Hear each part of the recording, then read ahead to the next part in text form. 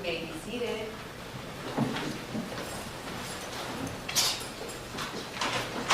Good morning, everyone. Thank you for joining us again.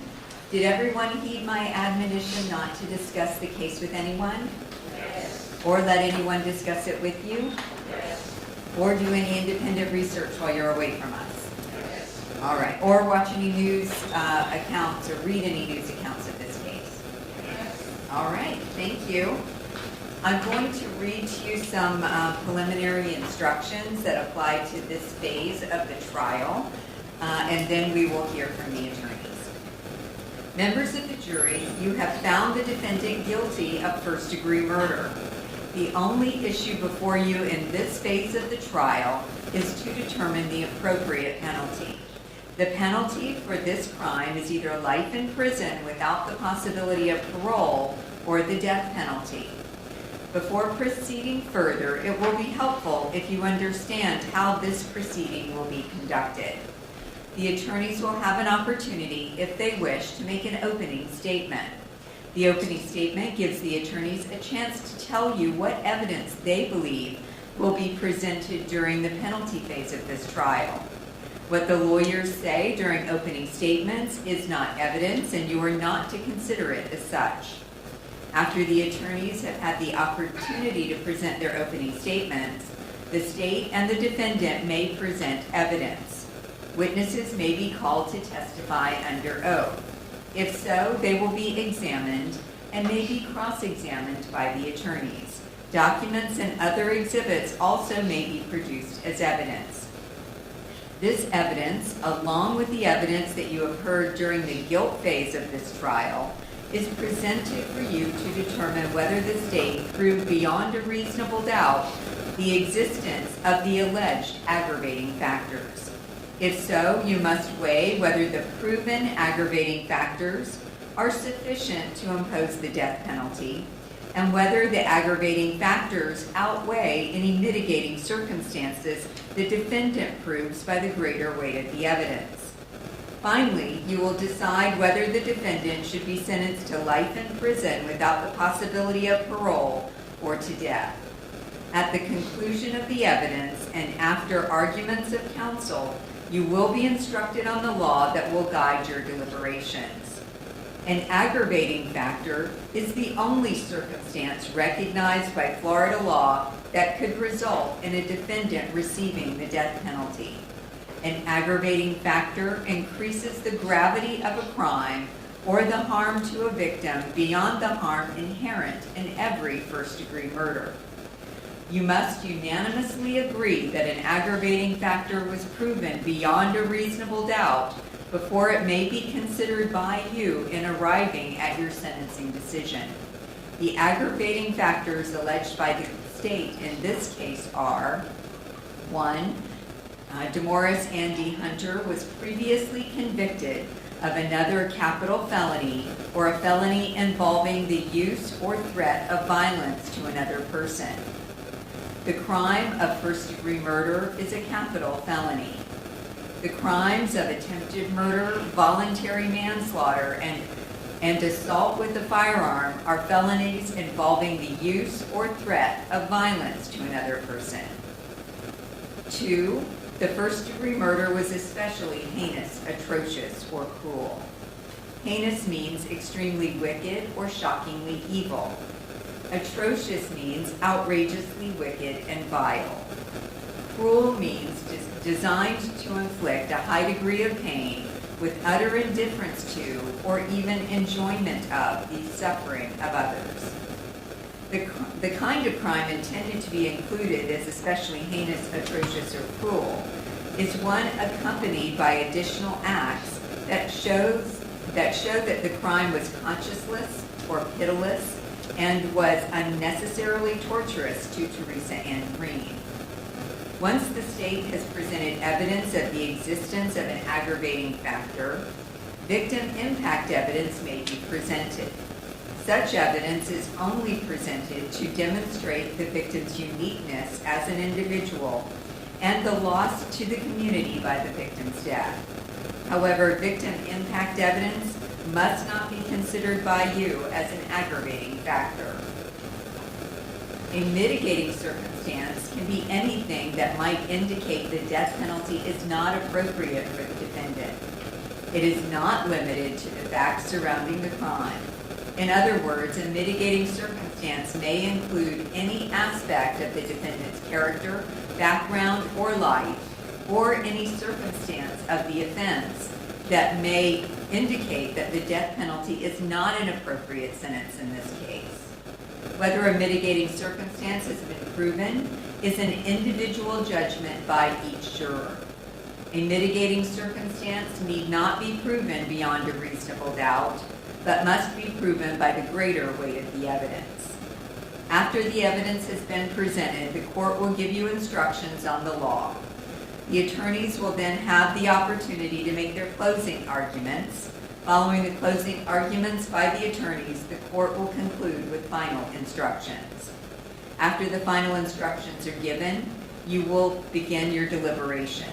You should not form any definite or fixed opinions until you have heard all of the evidence, the arguments of the lawyers, and my instructions on the law. Until that time, you should not discuss the case among yourselves. Your decision must be based solely on the evidence or lack of evidence and the law. During the penalty phase, the court may take recesses, and you will be permitted to separate and go about your personal affairs.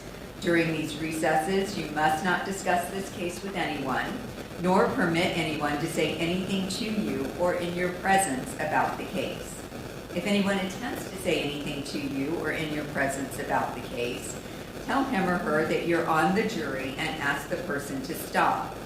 If he or she persists, leave that person at once and immediately report the matter to the court deputy who will advise me. All cell phones, computers, tablets, or other types of electronic devices must be turned off while you're in the courtroom. Turned off means that the phone or other electronic device is actually off and not in silent or vibrating mode. You may use these devices during recesses, but even then, you may not use your cell phone or electronic device to find out any information about the case or to communicate with anyone about the case or the people involved in the case. Do not take photographs, video recordings, or audio recordings of the proceedings or of your fellow jurors. After each recess, please double check to make sure your cell phone or electronic device is turned off. At the end of the case, while you're deliberating, you must not communicate with anyone outside the jury room. You cannot have in the jury room any cell phones, computers, or other electronic devices. If someone needs to contact you in an emergency, the court can receive messages and deliver them to you without delay. A contact phone number will be provided to you if you need it. The penalty phase must be tried by you only on the evidence presented in your presence and in the presence of the defendant, the attorneys, and the judge. Jurors must not conduct any investigation of their own. This includes reading newspapers, watching television, or using a computer, cell phone, the internet, any electronic device, or any other means at all to get information related to this case or the people and places involved in the case. This applies whether you're at the courthouse, at home, or anywhere else. You must not visit places mentioned or use the internet to look at maps or pictures to see any place discussed during the penalty phase. Jurors must not have discussions of any sort with friends or family members about the case or the people and places involved. Do not let even the closest family members make comments to you or ask questions about the penalty phase. In this age of electronic communication, I want to stress again that just as you must not talk about this case face-to-face, you must not talk about this case by using an electronic device. You must not use phones, computers, or other electronic devices to communicate about the case. Do not send or accept any messages related to this case or your jury service. Do not discuss this case or ask for advice by any means at all, including posting information on an internet website, chat room, or blog. These rules are imposed because jurors must decide this case without distraction and only on the evidence presented in the courtroom. If you investigate, research, or make inquiries on your own, I have no way to make sure that the information you obtain is proper to the case. The parties likewise have no opportunity to dispute or challenge the accuracy of what you find. That is contrary to our judicial system, which assures every party the right to ask questions about and challenge the evidence being considered against it, and to present argument with respect to that evidence. Any independent investigation by a juror unfairly and improperly prevents the parties from having that opportunity our judicial system promises. Any juror who violates these restrictions jeopardizes the fairness of these proceedings, and a mistrial could result that would require the entire process to start over. A mistrial is a tremendous expense and inconvenience to the parties, the court, and the taxpayers. If you violate these rules, you may be held in contempt of court and face sanctions such as serving time in jail, paying a fine, or both. In every criminal proceeding, a defendant has the absolute right to remain silent. From the exercise of a defendant's right to remain silent, a jury is not permitted to draw any inference regarding the existence of an aggravating factor or an appropriate sentence. And the fact that a defendant did not take the witness stand must not influence your sentencing decision in any manner whatsoever. The attorneys are trained in the rules of evidence and trial procedure, and it is their duty to make all objections they feel are proper. When an objection is made, you should not speculate on the reason why it is made. Likewise, when an objection is sustained or upheld by me, you must not speculate on what might have occurred had the objection not been sustained, nor what a witness might have said had the witness been permitted to answer. It may be necessary to confer with the attorneys out of your hearing to discuss matters that require consideration by me alone. It is impossible to predict when such a conference may be required or how long it will last. When such conferences occur, they will be conducted so as to consume as little of your valuable time as is necessary for a fair determination of this matter. And with that, I'm going to turn it over to the attorneys for their opening statements. Mr. Nunnally. Please, the court. Counsel. Good morning. Ladies and gentlemen, this is the penalty phase that we spent the first week with y'all discussing. You got the cart before the horse now. Now hopefully it will make a little bit more sense to you. Judge Munyon explained in her instructions to you what an aggravating factor is. It increases the gravity of the crime or the harm to the victim beyond the harm inherent in every first-degree murder. So that's really two categories of things, if you will, or facts that can fall within the reach of an aggravating factor. And in this case, we actually have one of each. We have the fact that the defendant has previously been convicted of multiple felonies involving the use of threat of violence or the capital felony, which I would suggest falls within the category of a factor that increases the gravity of the crime. We also have, and to back up, Judge Munyon explained to you that the felonies at issue are in fact violent felonies. I'm going to come back to those. The second category that we have contained in the definition of an aggravating factor is the harm to the victim. You heard that testimony last week from Dr. Hutz, who described how the victim strangled,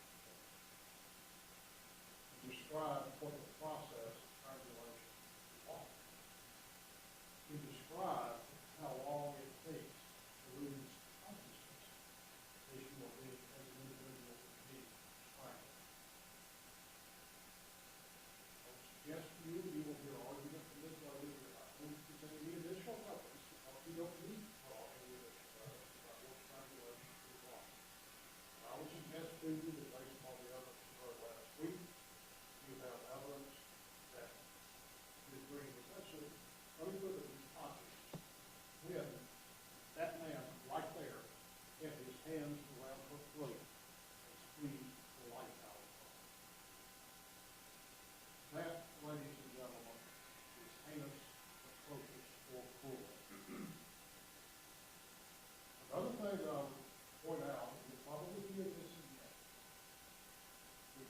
Heinousness or aggravated is also sometimes abbreviated as HAC amongst lawyers that try these sorts of cases. Judge Bunyan gave you the definition of what a heinous murder is. She gave you the definition of what an atrocious murder is. And she gave you the definition of what a cruel murder is. Murder does not have to satisfy all three categories. Heinous, atrocious, or cruel. I would suggest to you, respectfully, that this murder actually is more weak. I place to you determined as part of what this murder has weak. You will hear testimony today from, I expect, 3 witnesses. With respect to the prior conviction of another capital felony or a felony involving the use or threat of violence to another person. You will hear testimony from an assistant district attorney, almost called him an assistant state attorney, but they don't use that term in California. We have a gentleman here who is a prosecutor in Oakland, California, who's prosecuted Mr. Hunter. You will hear that in 1985, Mr. Hunter was convicted of attempted first-degree murder on 2 separate occasions, 2 separate events. One of those victims was shot in the face with a shotgun and survived. The other victim was shot 4 times and left paralyzed. The 3rd victim involved in that series of events, Mr. Hunter threatened with a shotgun or firearm, but did not actually shoot. On another occasion, in 1985, Mr. Hunter committed voluntary manslaughter, killed a man named Caesar Goodman. Mr. Hunter served time for these offenses. He was released. 2002, Mr. Hunter shot Law&Crime Hunter, the relative of his then girlfriend, twice in the head, killed her. Then he fled, ultimately apprehended in Texas after he committed murder.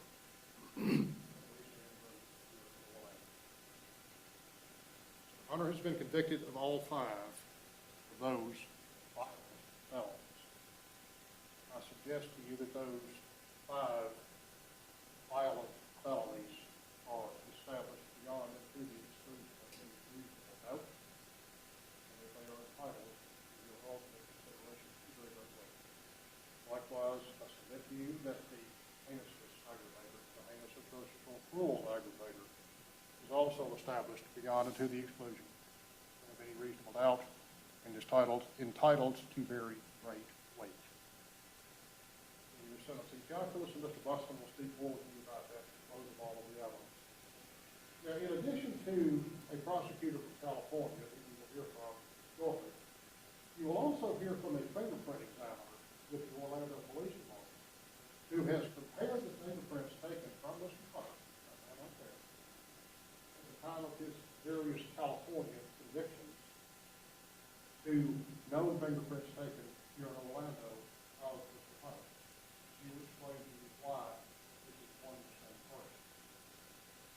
Our California prosecutor, someone like John Rohard, will explain to you in detail how the California process works. It's very different from ours, at least in some ways, and he will explain all of those things to you.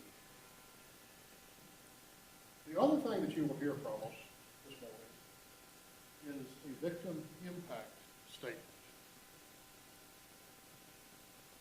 That victim impact statement is prepared by Peggy Hayes, who you heard from last week, who's the victim. It will be read to you by a member of our office, in place of Mr. Hayes actually reading. Victim impact, as you have heard repeatedly, is not evidence, but it is to be considered in explaining the loss to the community and to her family by Mr. Hunter's murder of Theresa Ann Green.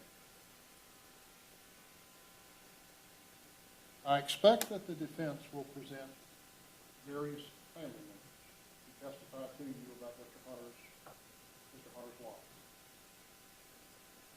I don't know exactly what they're going to say necessarily. However, I would suggest to you that you should consider all this mitigation to talk about and do it while they're on the process. I suggest to you, in the day, mitigation that you will hear from Mr. Hunter's family and friends, not entitled to mitigation. But it is absolutely part of the consideration of considering not believing that Judge Runyon is trying to end of today, all of the evidence of the weighing process and detail by which they do with all the evidence that you see and how you are to arrive at your sentencing recommendation. It is not simply a counting process, it is a weighing process.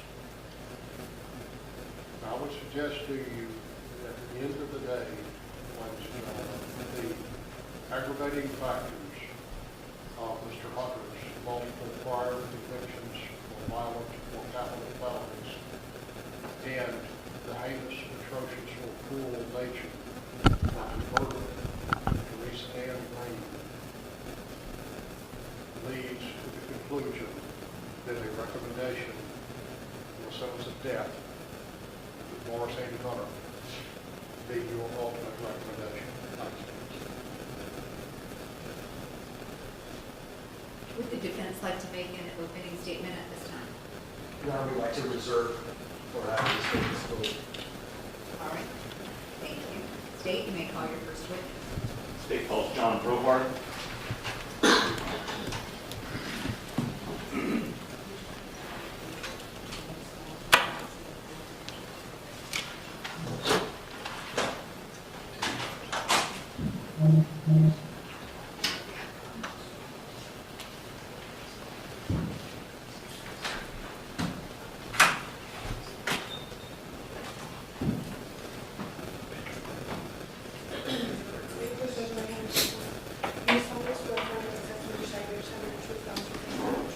I do.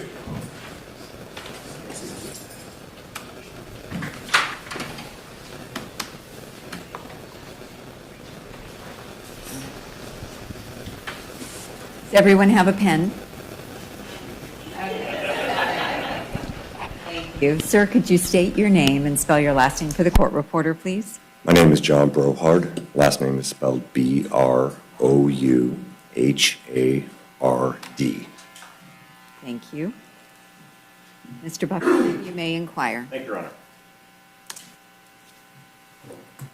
Morning, sir. Good morning. Welcome forward. Thank you. What do you do for a living? I work as an assistant district attorney in Alameda County, California, which is where Oakland, California is located. What do you do on a day-to-day basis now? So I'm a criminal prosecutor, and my current assignment is I supervise our felony trial staff attorneys. Can you describe for the jury your educational background that allowed you to become first an assistant district attorney?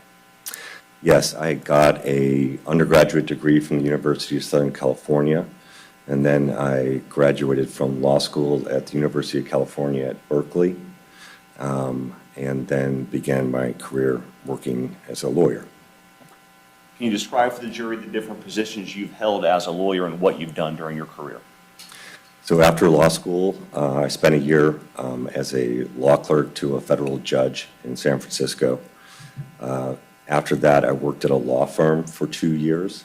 And then after that, I was hired by the Alameda County District Attorney's Office, and I've remained at that office ever since. What kind of positions have you held at the district attorney's office? So at the District Attorney's Office, we start off trying lower-level cases, misdemeanor cases. I did that for a number of years. Then we started handling felony cases, and we initially put on what are called preliminary hearings, like mini trials on felony cases. And then eventually, I started trying felony cases.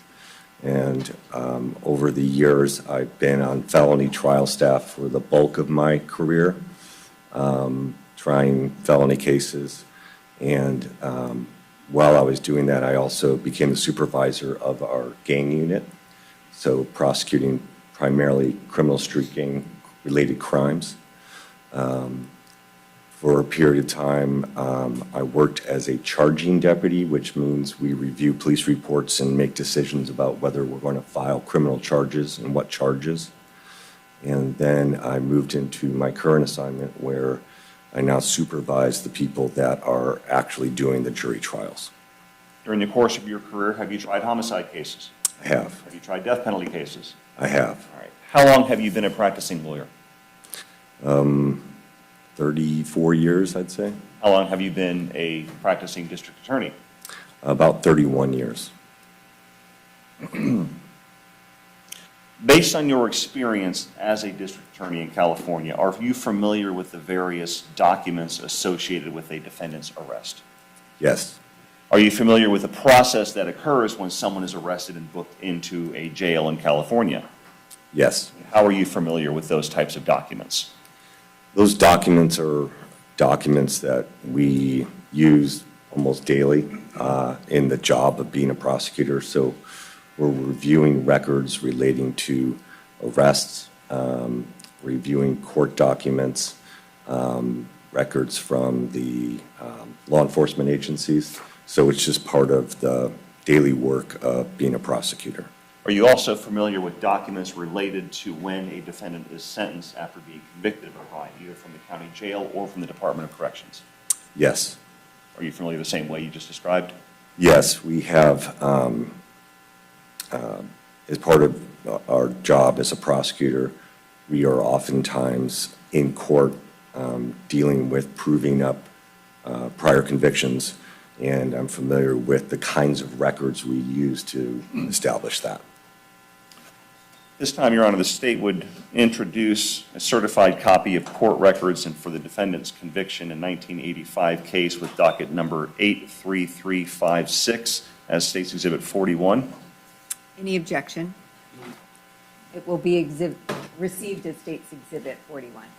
State would also introduce certified copies of court records and conviction for the defendant's conviction in 1985 California case with docket number 83355 as State's 42. It's State's Exhibit AP for identification. Any objection? It will be received as State's Exhibit 42. This time, State would introduce State's Exhibit AQ, which is Department of Corrections records from the defendant's 1985 convictions. Included with it is a business record certification and proper notice has been given. The State would move to introduce that as State's 43. Any objection? It will be received as State's Exhibit 43.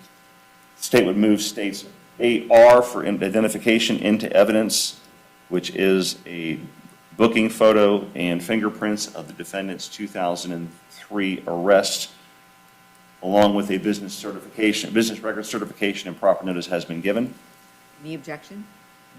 That would be State's 44, Your Honor. It will be admitted as State's Exhibit 44. And finally, the State would move to introduce certified copies of court records for the defendant's conviction in that same 2003 arrest under docket number 146022. Any objection? It will be received as State's Exhibit 45.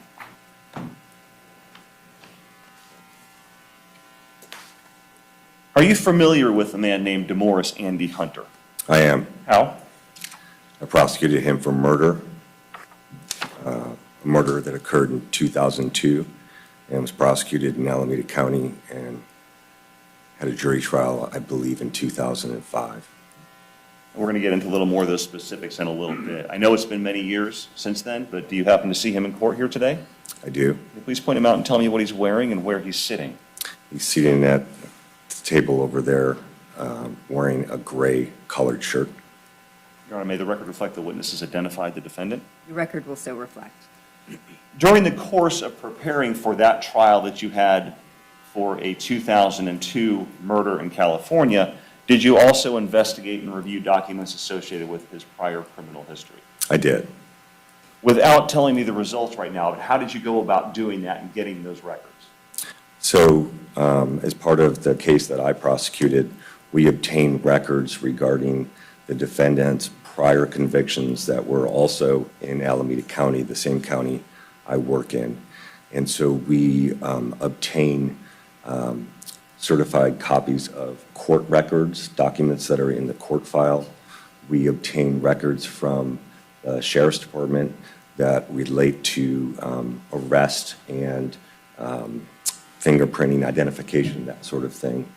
And we also obtain records from the California Department of Corrections, which is the prison system in California, that also have records that document convictions for persons. Did those records that you obtained from those various agencies all relate to crimes and convictions that had happened in 1985 that the defendant was convicted of? Yes. I want to ask you some general questions about what happens when someone gets arrested in California. When a person is arrested in California by law enforcement, what happens to that person when they're brought to the county jail? So the arrests are done, the documentation is done at the county level. So in Alameda County, if a person is arrested in Alameda County by any police agency, then they are booked into the county jail. And in that booking process, there's a number of things that occur, one of which is taking fingerprints of the person who's arrested, obtaining identifying information about that person, name, date of birth, that sort of thing.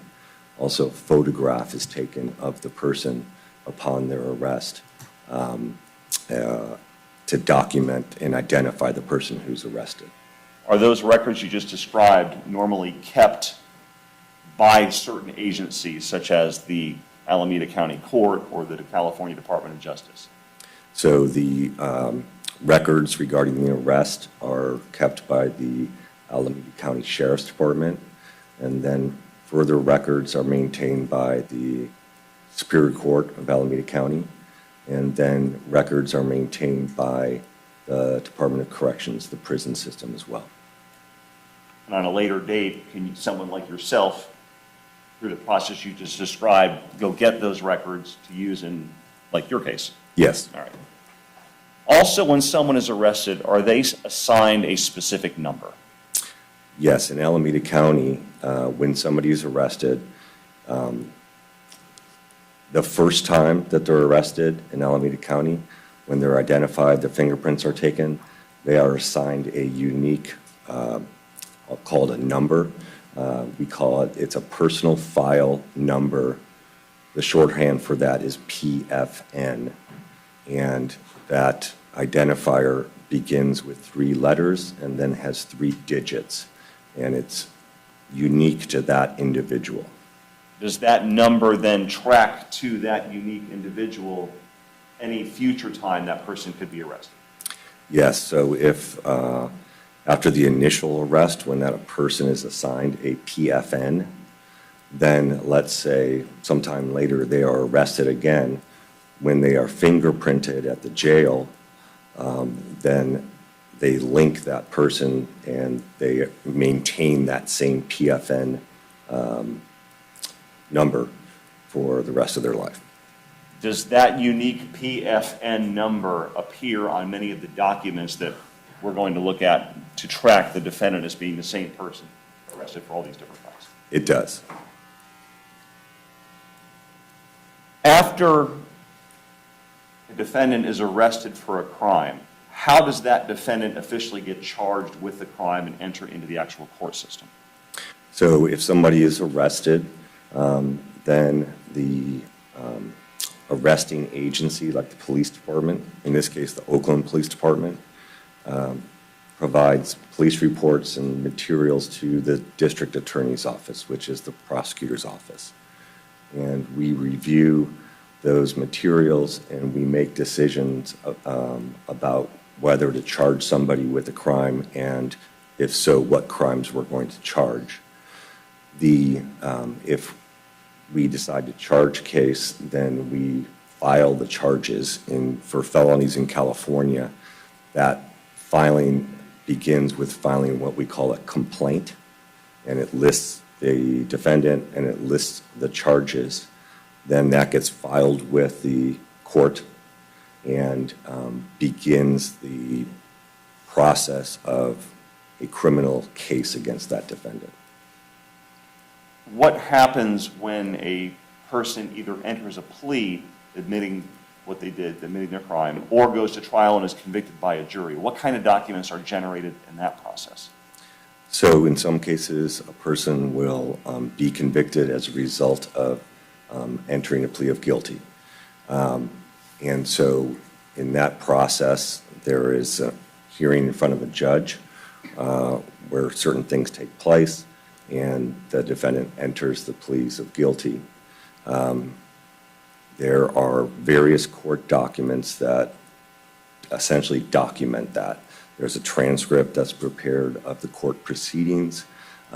There are documents, we call them minutes or minute orders, that the clerk prepares that are all filed with the court to document the fact of conviction. After somebody's convicted of a felony, the other way that can occur is we can have a trial, and if there is a jury verdict of a conviction, then those documents are recorded in the court file as well. And after conviction, then eventually there will be a sentencing that a judge does, and that sentencing is also documented by a transcript and by various documents that are what we call abstracts of judgment. That's kind of the primary document that shows what the person was convicted of and what they were sentenced to. Do prosecutors and defense lawyers and judges and everybody in the system rely on these records to do their job? Yes. If a person is sentenced to prison, do the prisons in California also maintain certain records regarding that now convicted inmate? Yes, so if somebody is sentenced to prison, then when they are brought to the prison system, they're booked into the prison system, similar to when they're booked into the county jail. So they obtain fingerprints, photograph, identifying information, and they also receive from the court the documents, the abstract of judgment, the documents that show the prison, okay, this is what this person was convicted of, this is what their sentence is, so that they can input that information for their system as well. Does the Department of Corrections or the prison system also often collect fingerprints and take photographs of the now convicted defendant? They do. And have you had an occasion as a prosecutor to use and refer to all of these different types of records that you've talked about today? Yes, all the time. I'm going to ask you some specific questions about the records that were just introduced into evidence dealing with the defendant and have you explain kind of what they mean. Let's start with an exhibit of States 41. What is this document? So this is the first page of a criminal complaint that was filed against this defendant relating to the 1985 cases. And who is the victim of what we see on the screen now? So there are, in the 1985, there were 2 cases, but they were dealt with together and sentenced together. So this is one of the cases, and this is a charge that relates to the victim, whose name is Adolphus Williams. And what were the charges associated with Adolphus Williams that the defendant was charged with? Attempted murder and use of a firearm, and assault with a firearm, also with use of a firearm. Is there a specification of what kind of firearm was used? In that case, it was a sawed-off shotgun. And what legal effect does this complaint have in the system and the defendant? So this document, when it's filed, is the initiation of a criminal case against this defendant. And so the document is prepared by the district attorney's office. It is signed by a deputy district attorney, and it's also signed by a police officer.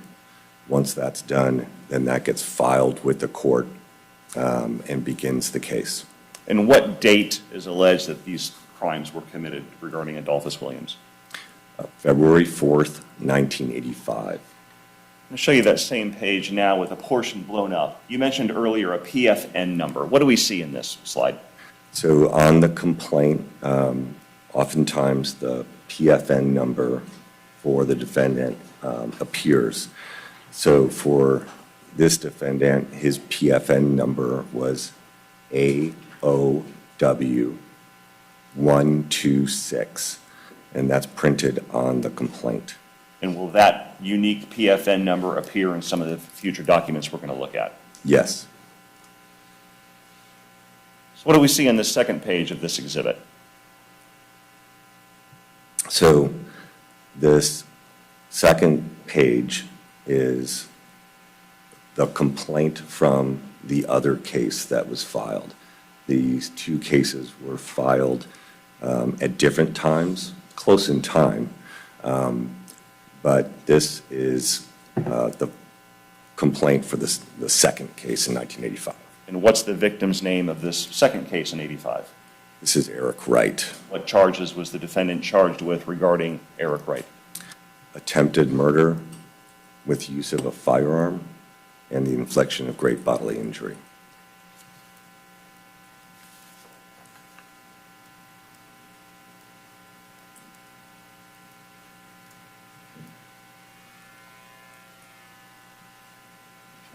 Showing you now Exhibit 42. What do we see here? This is an amended complaint relating to one of the earlier cases that we talked about before. And we see up at top it says first amended. Yes. What is meant by an amended complaint? Why would that happen? So once we file charges, sometimes we will change things, add charges, sometimes reduce charges. So you can file an amended complaint that has different charges or additional charges from the original complaint. So does this image we see of regarding States 42, is this also, again, still dealing with Eric Wright and the charges against Eric, or charges involving Eric Wright as a victim against the defendant? That's correct. Okay. Showing you page 2 of that amended complaint. What does this show? So this shows the amended complaint, and it has the charges related to Eric Wright. And then there are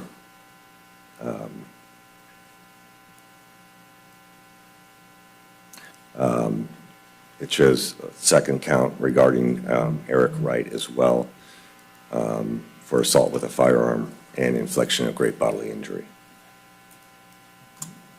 And showing you now the third page of that amended complaint. What do we see here?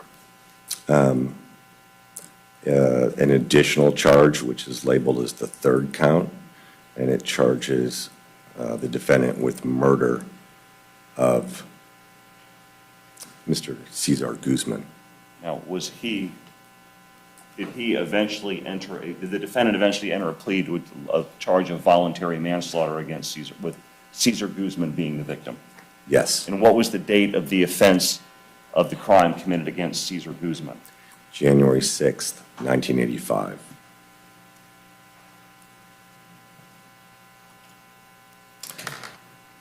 Showing you a page from State's Exhibit 41. Did Demorris Hunter enter a plea in connection with the various crimes that we've just talked about in those cases involving the victims, Adolphus Williams, Eric Wright, and Cesar Guzman? Yes. What does this document show? So this is a court document that documents the sentencing for those charges that the defendant pled guilty to on those two cases. And Showing you the same document again with something blown up. Do we see that same unique personal file number present on this document as well? Yes, that same PFN appears on many of the court records as well. And what is the significance again of that PFN number? The PFN number is a unique identifying number for this defendant. So it's used on various documents to essentially establish the identification of the person who was charged or convicted in this case. And showing you that same report and sentence from State's Exhibit 41. According to this document, which pertains to the crimes committed against victims Adolphus Williams, let me back up. According to this document regarding the victim Adolphus Williams, what was the defendant convicted of? Attempted murder and personal infliction of great bodily injury. What does that mean? So attempted murder is an attempt to kill somebody. And then in California, there is a charge, that can be what we call an enhancement, where somebody, if somebody personally inflicts great bodily injury during the commission of the crime, that can be an enhancement. In California, what is meant by the term attempted first-degree murder? Attempted first-degree murder in California is, what it means is that the defendant attempted to kill another human being with what we call express malice aforethought, which is a fancy way of saying that at the time they committed the crime, they had in their mind an actual intent to kill that human being. Like premeditation? Correct. And according to this document, did the defendant admit to inflicting great bodily injury on Adolphus Williams as part of this plea agreement? He did. And what does great bodily injury involve in California? It is serious, not trivial injury. So it has to be greater than a minor injury. Would being shot in the face with a sawed-off shotgun constitute great bodily injury? Yes. And when did this conviction for the crime involving victim Adolphus Williams occur? The conviction occurs when the defendant, in this case, when he changed his plea to plead guilty, and that occurred on November 20th of 1985. Showing you a document in States 42. What does this document show? This is the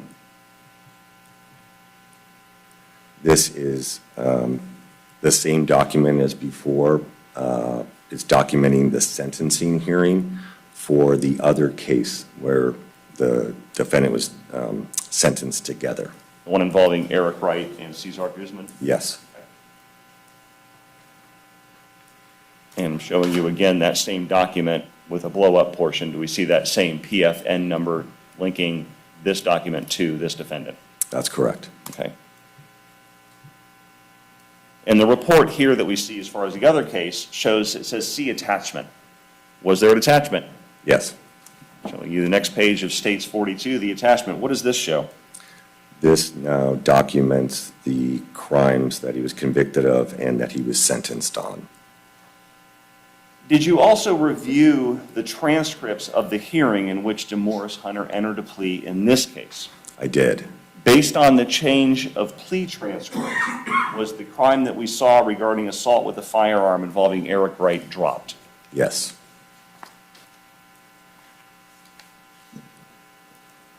According to the change of plea transcript, was a charge of assault with a firearm added for a victim named Jorge Hernandez, who was with Cesar Guzman at the time he was killed? It was. So according to this document and the other the change of plea transcripts you reviewed, which pertains to crimes committed against Eric Wright, Cesar Guzman, and Jorge Hernandez, what crimes was Demorris convicted of in this case? So he was convicted of attempted murder of Eric Wright. He was convicted of voluntary manslaughter for Mr. Guzman. And he was convicted of assault with a firearm on Mr. Hernandez. What does the crime of assault with a firearm involve in California? Assault with a firearm is a fancy way of saying that you shot at somebody. It can also be committed where you point a loaded gun at somebody, but something happens where you don't fire. So pointing a loading gun at somebody can be assault with a firearm, but it's more commonly the shooting of a gun at a person. And now, just so the jury isn't misled, in this specific case involving Jorge Hernandez, he was not alleged to have fired at Jorge Hernandez, just pointed a gun at him, correct? That is correct. So he was convicted of assault with a firearm on Jorge Hernandez, and you mentioned voluntary manslaughter involving victim Cesar Guzman. Correct. What does voluntary manslaughter mean in California? Voluntary manslaughter is what we call a lesser included offense to that of murder. So if somebody kills somebody unlawfully, normally that is murder, but it can be reduced to voluntary manslaughter. The most traditional way that happens is, for example, if the killing was deemed to be done in the heat of passion, it makes it less than murder. So he pled guilty to lesser crime of murder, which is voluntary manslaughter, which is the unlawful killing of a human being without malice aforethought. And did that involve a firearm? Yes. Did he admit during the sentencing documents that the defendant used a firearm when he killed Cesar Guzman? Yes, he admitted an enhancement that he personally used a firearm during the commission of the crime. Did he also admit to personally using the firearm to point at Jorge Hernandez for the aggravated assault conviction? Yes. Did he also admit to inflicting serious bodily injury upon Eric Wright by shooting him? Yes. Showing you, next page is States 42. What is this document that we see? So this is the abstract of judgment. This is a record that is prepared by the court and that is filed with the court. And this is what documents sort of at the end the charges the person was convicted of and the sentencing. And do these documents also have that same PFN number you've been describing? Yes. Okay. And we see up top a circle around, and it's not real easy to see here, but a circle around one of the docket numbers, 83355. What does that signify? So there were two dockets, two cases that were put together for sentencing. And both of those dockets are listed on this abstract of judgment. So the abstract of judgment puts it all together. So this abstract contains the results of all of the different charges and crimes that we've been talking about so far. Correct. And we see some X's in the middle of this document. What do those mean? Those are, they put an X in the box to indicate for a certain crime, for example, if there was an enhancement like use of a firearm or infliction of great bodily injury. And referring to this next page, what do we see here? So this is still part of that abstract of judgment, and it shows the conviction for attempted murder on one of the counts.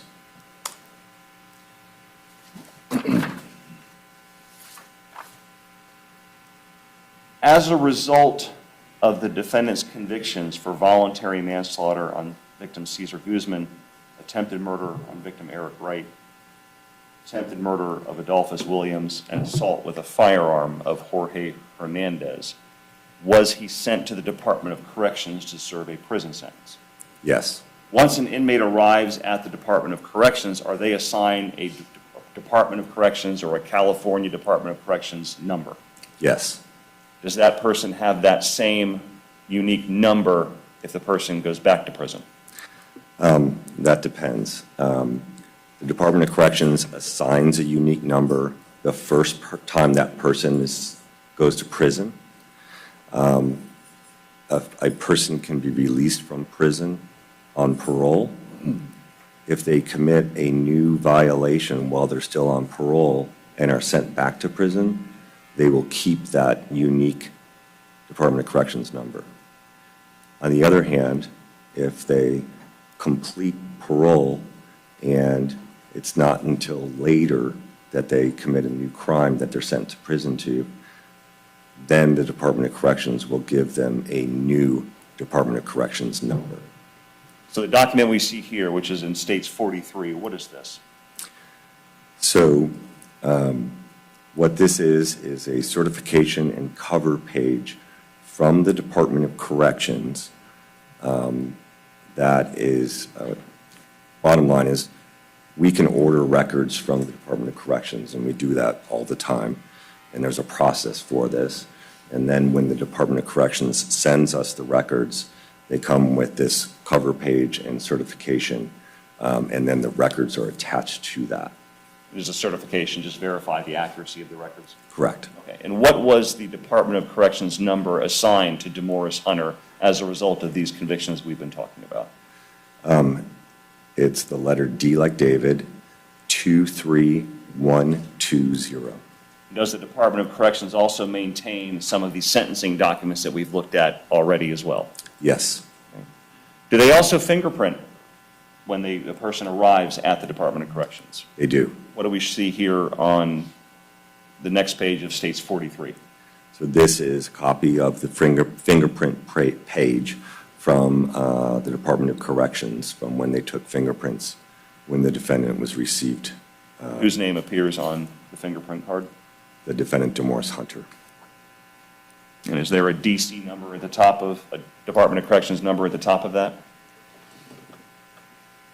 Yes, it's kind of faded. Can you make it out? If not, it's okay.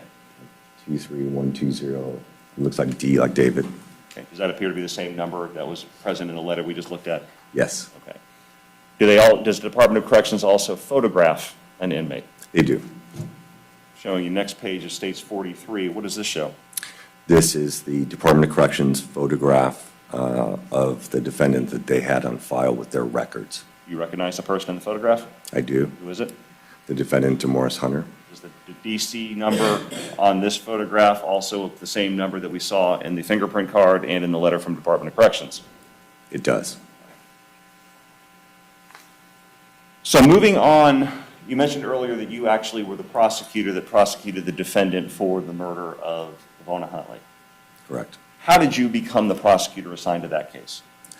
At that time, I was working on trial staff, and I was prosecuting murder cases, and so I was assigned this case to be the prosecutor for a jury trial.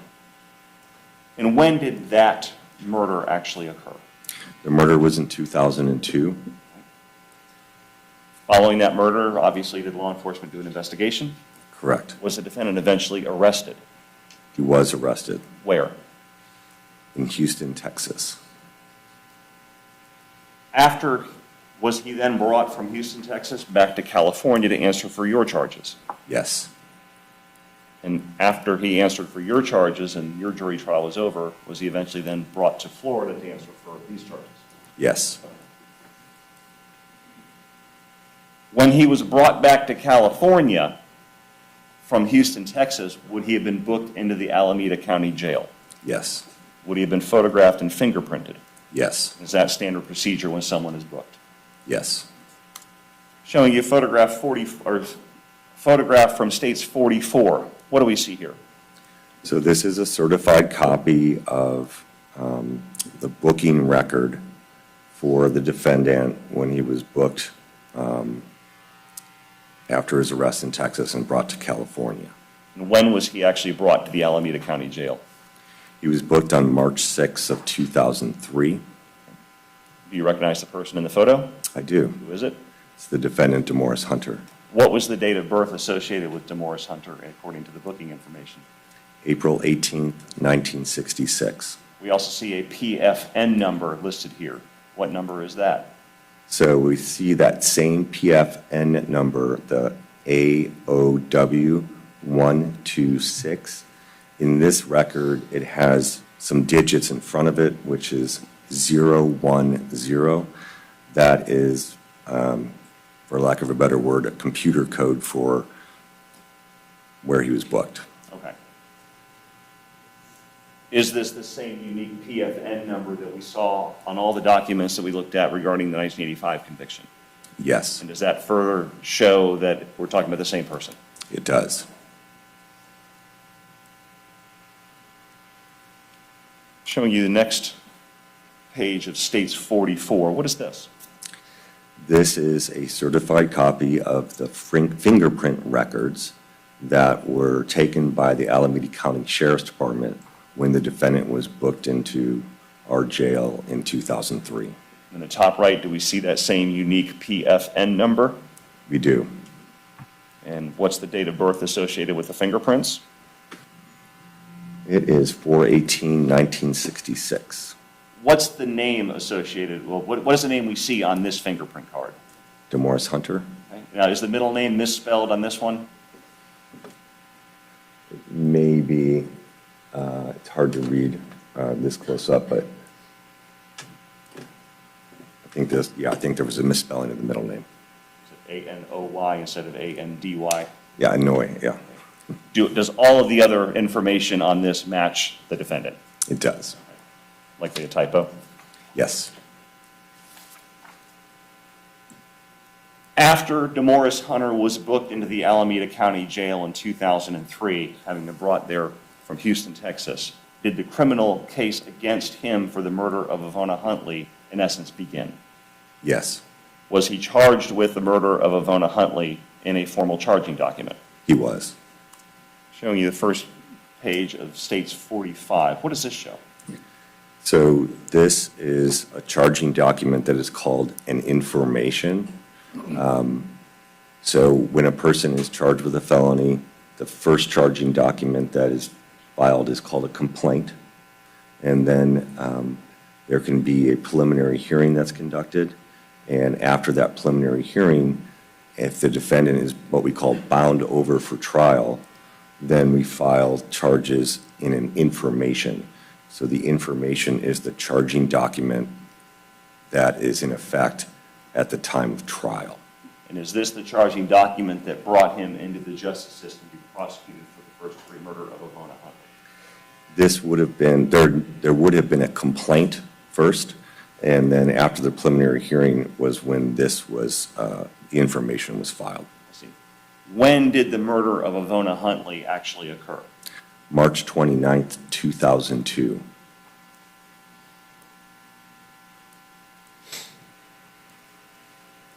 What was he charged with regarding the murder of Ivona Huntley?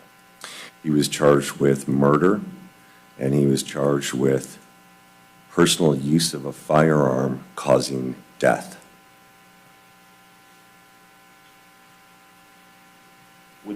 Would he have been charged with the crime that we know here as first-degree premeditated murder? So in California, we charge the crime of murder, and then the degree of murder is determined by the jury. Okay. Eventually, was he convicted of the crime of first-degree murder? He was. Does that involve premeditation, like here? Yes, it is. First-degree murder in California means that the murder was willful, deliberate, and premeditated.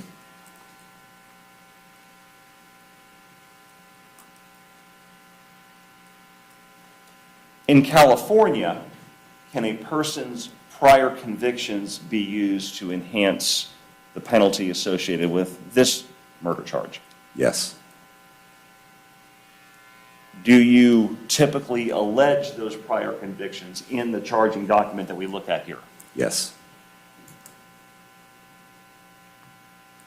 And I'm showing you, excuse me, page 3, I believe, of States 45. What do we see here?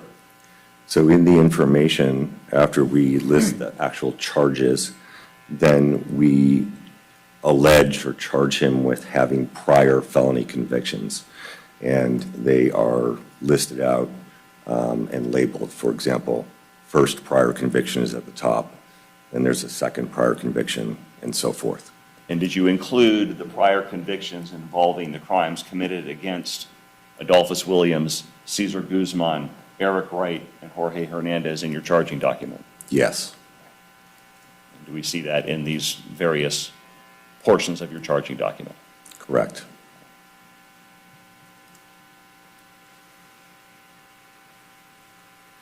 Did Demorris Hunter go to trial in Alameda County regarding the murder of Avona Huntley? Yes, You were the prosecutor that tried the case? I was. What was the result of that trial? He was convicted by the jury of first-degree murder, and the jury found true that he personally and intentionally discharged a firearm causing death. And what do we see in this page of States 45? So he was eventually sentenced after that trial, and so this is the abstract of judgment, like we saw before for the 1985 cases. This is the abstract of judgment for the case that I prosecuted that documents what he was convicted of and what his sentence was. And he was convicted, according to the document, of first-degree murder? That's correct. And does your name also appear on this sheet? Yes, they list my name as the counsel for the people, which is the prosecutor. So to wrap this up, was the defendant convicted of attempted first-degree murder causing great bodily injury in 1985 for victim Adolphus Williams for shooting Mr. Williams? Yes, Was he convicted of voluntary manslaughter in 1985 on victim Cesar Guzman while using a firearm for shooting and killing Mr. Guzman? yes, Was he convicted of attempted first-degree murder in 1985 for victim Eric Wright, causing great bodily injury as well for shooting him? yes, Was he also convicted of assault with a firearm for pointing a gun at Jorge Hernandez? yes, And was he ultimately convicted of first-degree murder in 2005 for victim Avona Huntley for shooting and killing her from a premeditated design? yes. Thank you, sir. No other questions, Your Honor. Cross-examination. No questions, Your Honor. Any questions from the jury? May this witness be excused. Yes, Your Honor. You are free to go, sir. Thank you. Thank you, Your Honor. State, you may call your next witness. State calls Adria Garotti.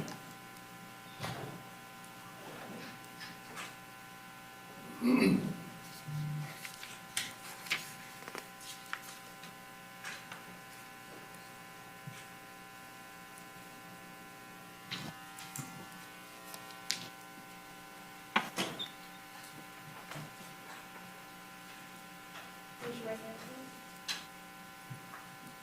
You swear or affirm to tell the truth, the whole truth, and nothing but the truth, so help you God? Ma'am, could you state your name and spell your last name for the court reporter, please? Yes, my name is Adria Garotti. That is spelled A-D-R-I-A. And my last name is Garotti, spelled G-H-A-R-A-T-I.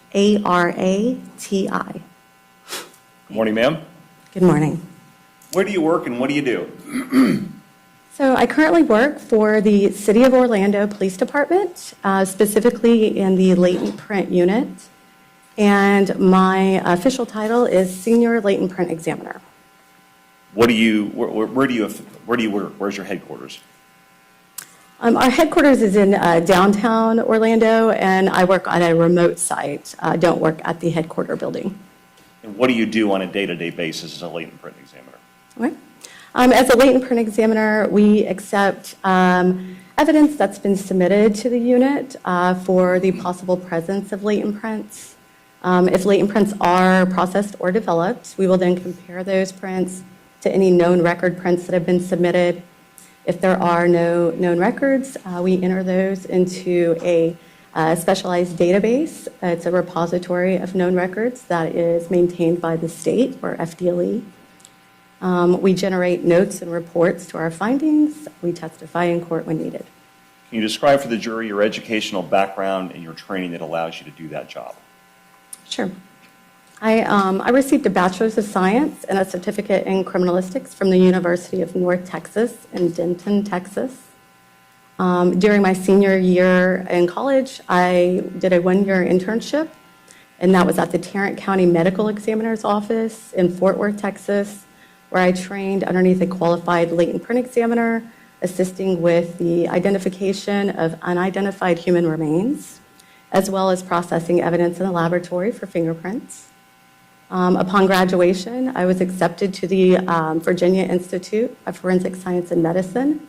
That was a fellowship program in latent prints, where I worked underneath qualified latent print examiners at the Virginia Department of Forensic Science. It was a one-year intensive training program. And after graduating that program, I was then hired by the Virginia Department of Forensic Science, where I worked in that state laboratory for several years. How long have you been a latent print examiner? I've been a latent print examiner for approximately 21 years now. I've worked for various different agencies throughout the U.S. Have you been permitted in court to give opinion testimony regarding latent fingerprint analysis? Yes, I have been accepted as an expert witness in court in multiple states, as well as federal court, over 24 times probably. The jury has already heard a lot about fingerprints, what latent fingerprints are, what known prints are, so I'm not going to go into that all again. Okay. But how do you go about doing a fingerprint comparison? What method do you follow? Okay. So what is generally accepted in the field of latent prints, the methodology that we use is commonly referred to as ACE-V. It's an acronym. It stands for Analysis, Comparison, Evaluation, followed by a -V for verification. And as the primary latent print examiner, you'll do the first 3 steps, the analysis, comparison, and evaluation. What does the analysis and comparison and evaluation involve? Okay. So the analysis step is the first step, and what we're doing is we're just looking at the overall print to determine if there is friction ridge detail present. So the palms of the hands and the feet are all covered with that specialized skin that you may be aware of called friction ridge skin. And what we're looking for is the presence of that skin. We're looking for the anatomical feature. So is it a finger? Is it a palm? Is it a joint? Is it a foot? And then we're going to go a little bit further and determine, is it up? Is it down? What is the orientation? So this is just a basic overall view of that print. And then we're also going to determine if there's enough information for us to move on to our comparison phase. And if there is, what's the comparison phase? So if we do move on to the comparison phase, if we determine that there's a sufficient amount of ridge detail present, as well as some discriminating characteristics within that print, we'll move on to that comparison phase. If not, we'll stop the exam there, and we'll determine that the print is not of value. And if we do determine it's not a value, we don't compare anything. If we do decide it is a value for comparison, we will then do a side-by-side analysis of any known record prints that have been submitted, and we're going to look for 3 different levels of detail that we have. So the first level is going to be your basic pattern types, and if the examiner prior went over those are arches, loops, and whorls. We're looking for the presence of those patterns if they exist in the latent print and the known. And then we're going to go through our second level of detail where we look a little bit further into the print. And that's where we're looking for what we call discriminating characteristics. Those characteristics are commonly referred to as a ridge ending, which is a ridge that flows through the pattern and comes to an abrupt stop. We have bifurcations. That's a ridge that flows through the pattern and splits into 2 separate ridges. And then we have a short ridge that is a ridge that is as long as it is wide. So we're looking for the presence of those characteristics as well as how discriminating are they in that print specifically. Every individual has a combination of those patterns and those ridge characteristics, but to date, no 2 people have been found to have the exact same fingerprints or palm prints.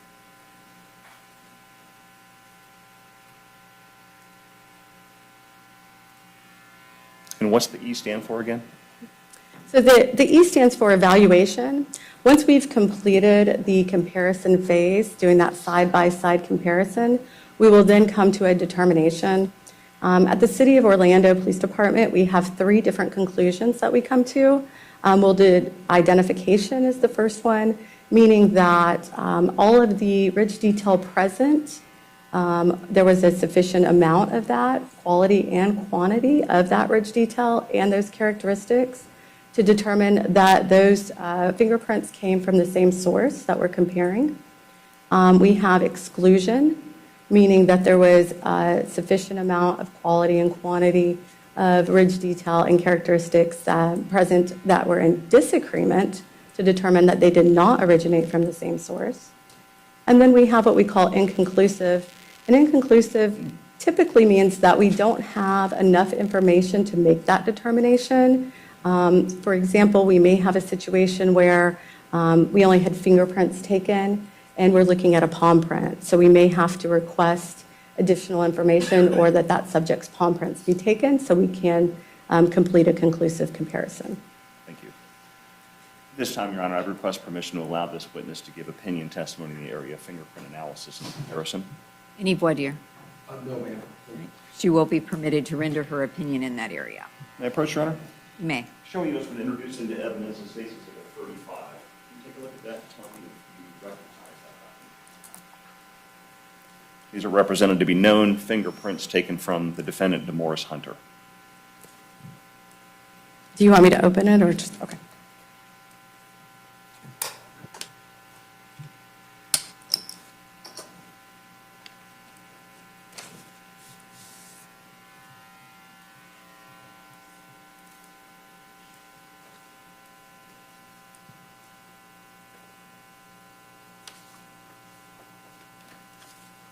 I do recognize that. Did you examine that document as part of your fingerprint analysis that you did in this case?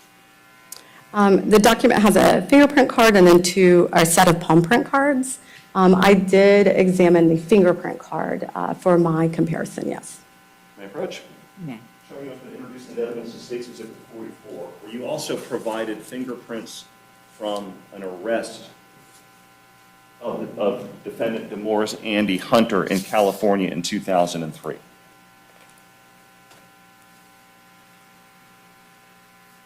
Yes, this is the fingerprint record that I received. It was a certified copy of the fingerprints from Alameda County, California, which is in Oakland, California, I believe. And it has, bearing the name Demorris, spelled Demorris, middle name Anoy, Anoy, and last name Hunter, common spelling Hunter. Did you compare the known fingerprints taken from the defendant Demorris Hunter to the fingerprints contained in that arrest fingerprint document in 2003 from Alameda, California? I did compare the fingerprint record and the state exhibit to this fingerprint card bearing this name, yes. What were your results? I was able to determine that both cards were made by one and the same person. Yes.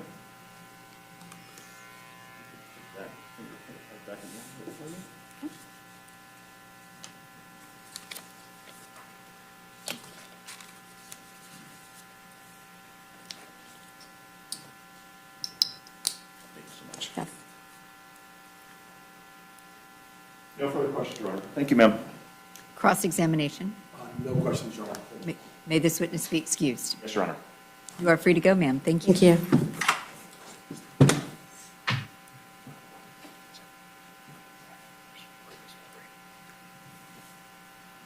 State, you may call your next witness. The next witness will be Brittany Adkins, who was a victim advocate from the State Attorney's Office, reading a victim impact statement for Octavius Hayes. All right, thank you. Please come forward.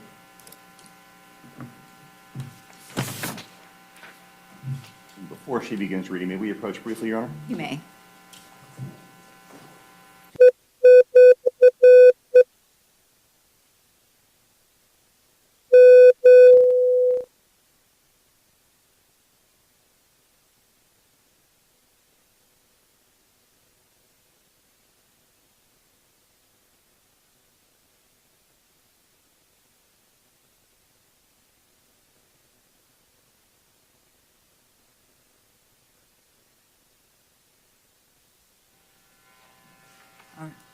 Mr. Nunnally? No, does not need to be sworn. Go ahead. Good morning, ma'am. Morning. If you would, tell us your name, please, and spell your last name for the court reporter. Brittany Atkins, A-D as in Delta, A-I-N-S. And ma'am, how are you employed? I work for the State Attorney's Office of the Fifth Circuit. In the course of your duties with the State Attorney's Office, did you have the occasion to obtain a written victim impact statement from a person known to you as Octavius Hayes? I did. And have you reviewed that statement? I have. Ms. Atkins, let me get you to point that microphone a little bit more. You're a little bit soft-spoken. Sure. Oh, there you go. And if you would, please, ma'am, would you read the statement provided to you by Mr. Hayes? from the I will. jury? At only 13 years old, I was robbed of my mother's presence, her support, and her irreplaceable love. While other children were leaning on their mothers for guidance, I was forced to navigate the most formative years of my life in the shadow of her absence. Every milestone I have reached since then has been bittersweet, marked by the hollow space where she should have been standing. For over 20 years, my celebrations of birthdays, holidays, and special occasions have taken place at a gravesite. The most heartbreaking reality is that this is the only relationship my children will ever have with their grandmother. Their bond with her is limited to cleaning a headstone and choosing flowers for a memorial vase. They are growing up knowing her only as a name on a stone, deprived of the living warmth and wisdom that she would have poured into their lives. I have learned to live with this unimaginable pain, but I have not been allowed to heal. For over 2 decades, I have been subjected to the constant traumatic stress of continual legal proceedings. These years have served as a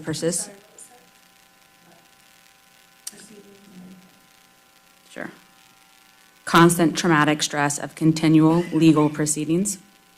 These years have served as a persistent open wound, preventing closure and forcing me to relive the worst moment of my life over and over again. My life is not just marked by her absence, it has been defined by a 20-year cycle of legal exhaustion and secondary suffering. The defendant didn't just take a life, they took my mother, my children's grandmother, and 20 years of peace that I can never get back. I ask this court to recognize the permanence of this loss and the exhaustion of a lifetime spent seeking justice. Thank you, ma'am. Thank you. Ladies and gentlemen, we will take a recess at this time for 15 minutes. Do not discuss the case among yourselves. Don't discuss it with anyone else. Do not do any independent research while you're away from us. Leave your pads and pens on the chairs. They will be there when you return, and I'll see you back in 15 minutes. Executive?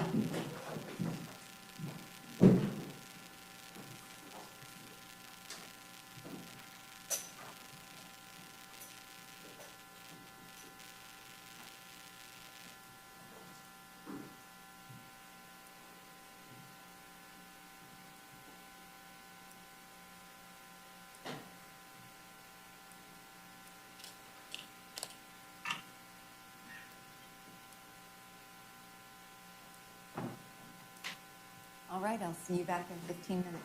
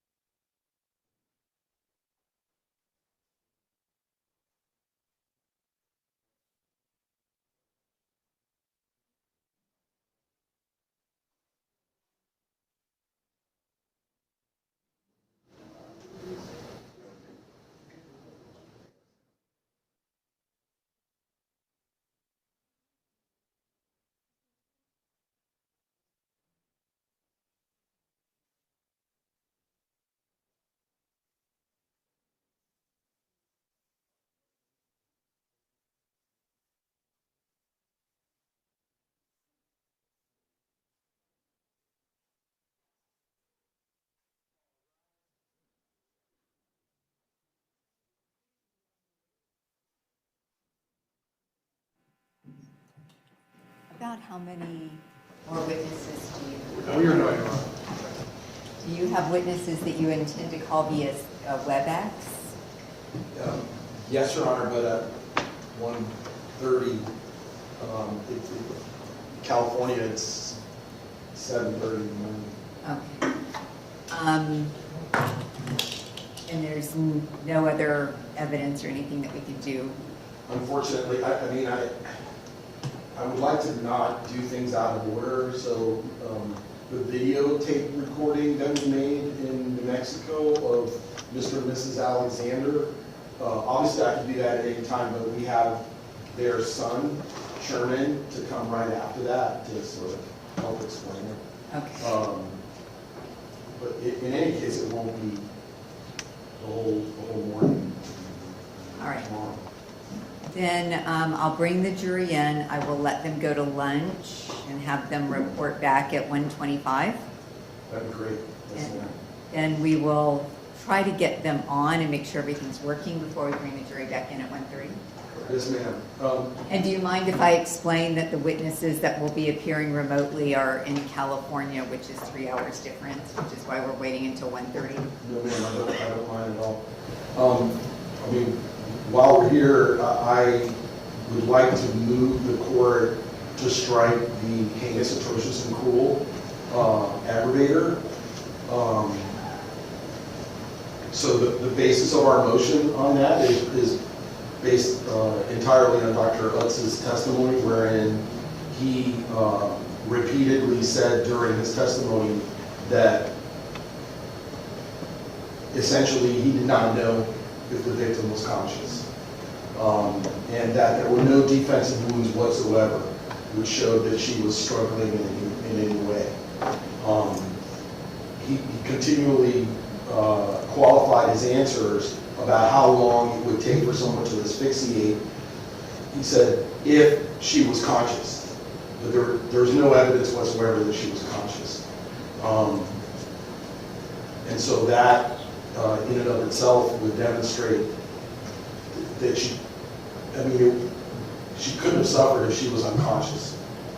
And as I said, there were no defensive wounds whatsoever, which indicate that she was conscious. The heinous, atrocious, and cruel aggravator has been described by the Supreme Court as proper only in tortious murders, those that evince extreme and outrageous depravity, as exemplified either by the desire to inflict a high degree of pain or utter indifference to or even enjoyment in the suffering of another. And that's in Rimmer v. State, 825 Southern 2nd, 304, Florida, 2002.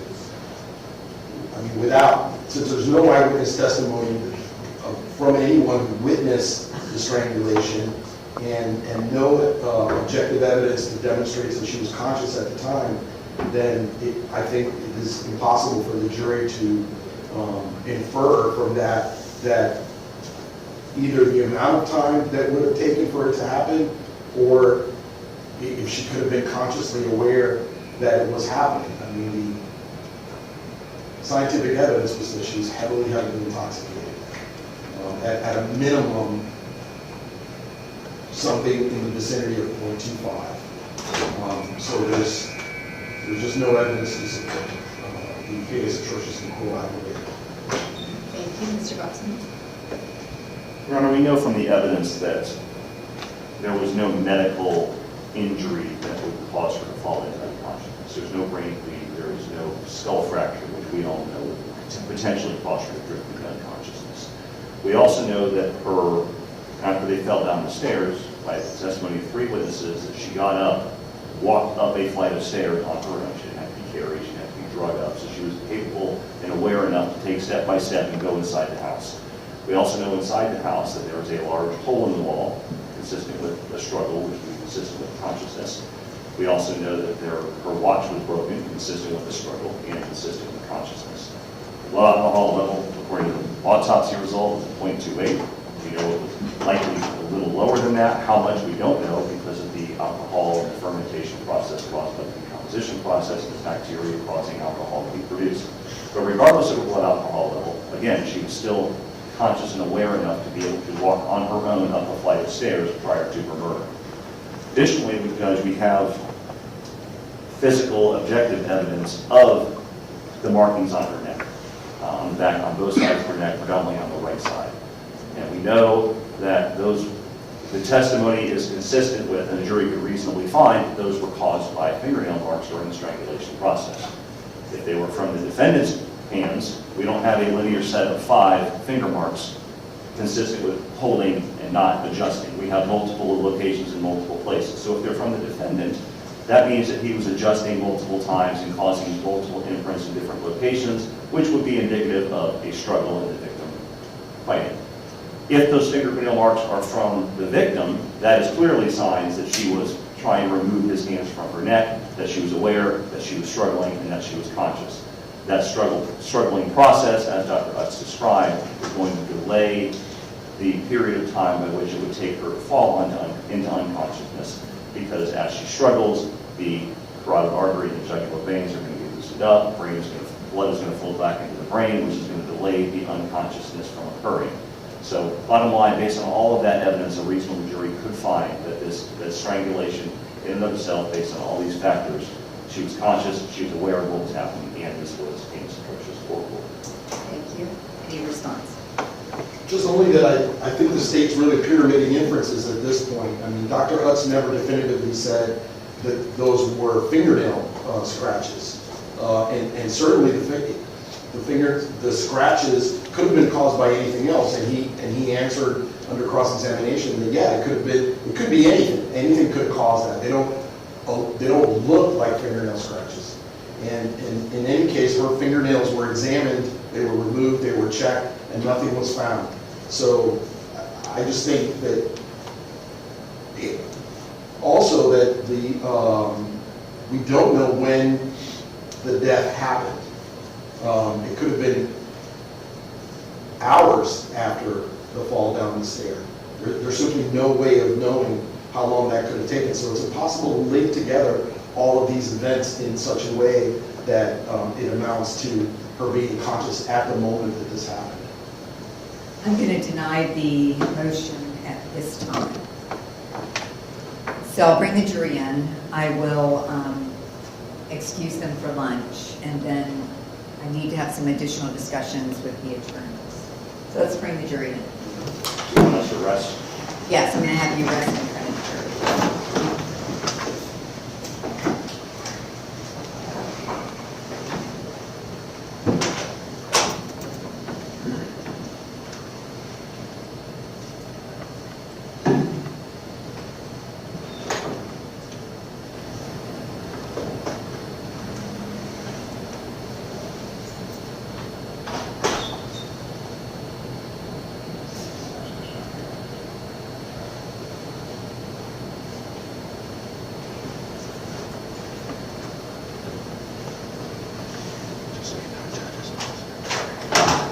Jury's entered.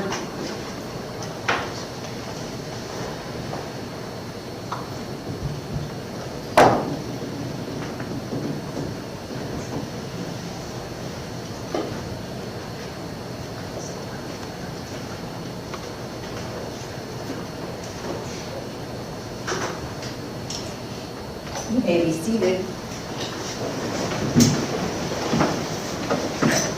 State, you may call your next witness. This time, Your Honor, the state rests.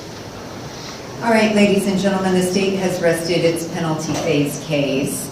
I've spoken with the attorneys about the next witnesses that will be called. They are being called via video from California, which is 3 hours different from our time. And they anticipate calling them at 1:30. So I'm going to give you an extra long lunch break. I do apologize for that.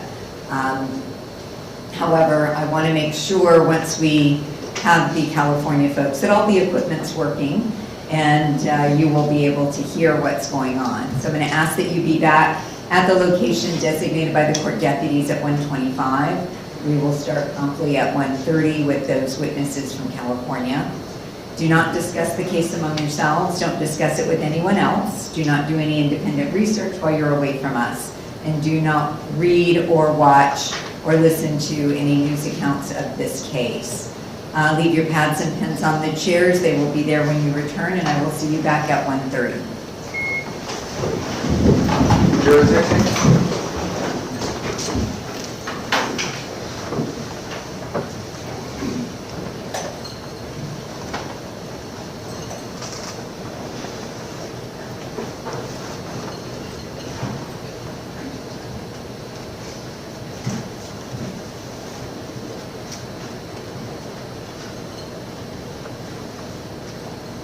You may be seated.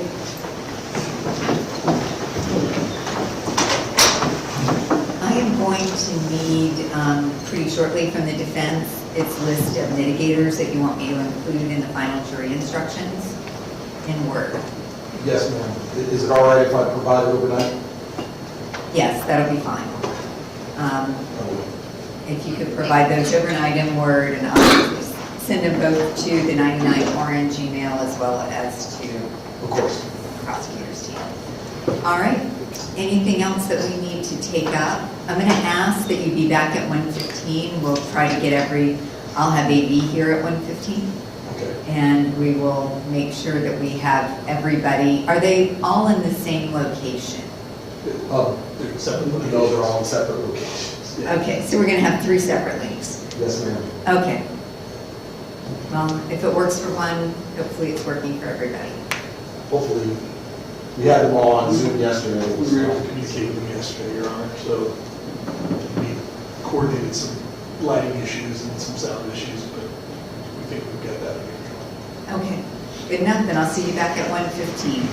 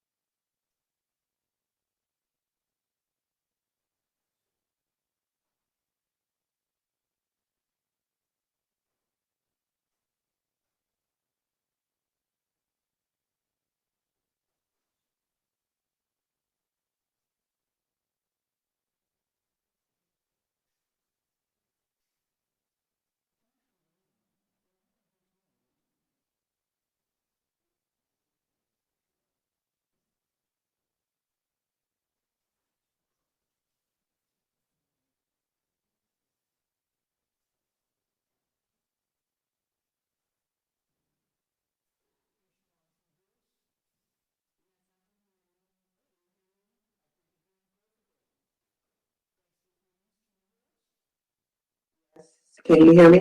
Yep, you sound great also. Great. We're going to ask you to mute your microphones for just a minute, and then we'll get started in a few minutes, okay? Go. Thank you. And I am going.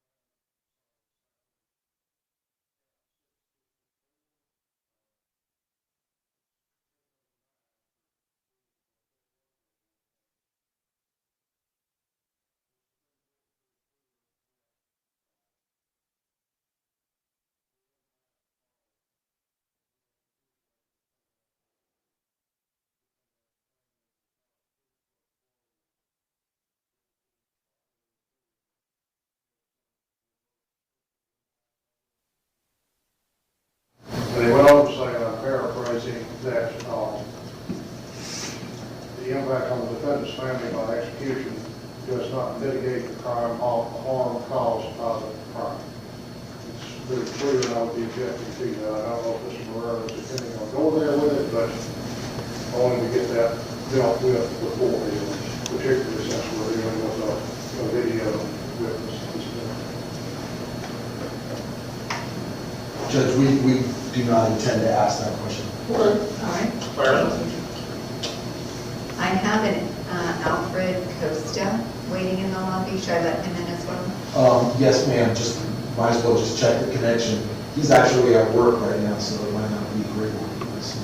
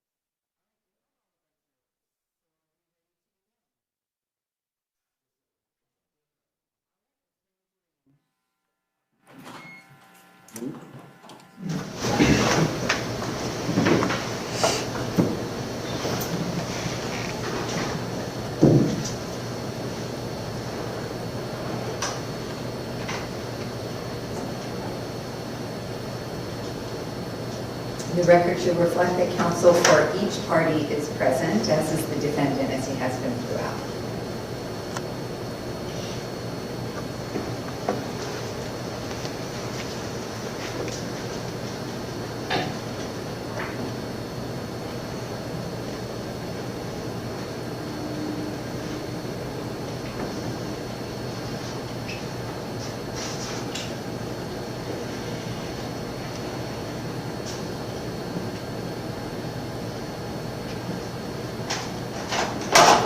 Jury's adjourned.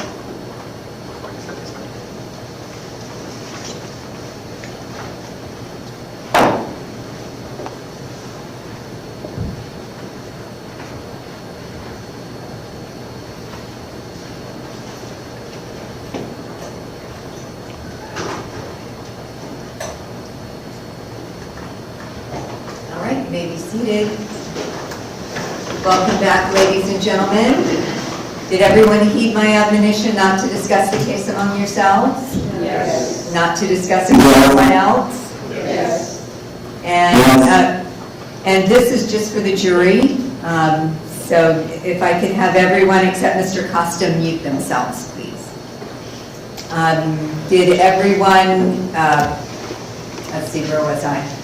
So, did everyone heed my admonition not to do any independent research while you're away from us? Yes. And not to watch or listen or read any news accounts of this case? Yes. All right, thank you. Defense, you may call your first witness.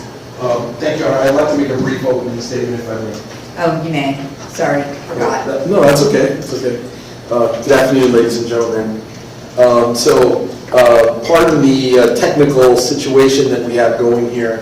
It's a little unusual, but our witnesses are in California and in Houston, and so we were checking the connections to make sure the connections were good before we brought you all in here to talk. And I'm not exactly sure how. Hopefully, it'll be fine.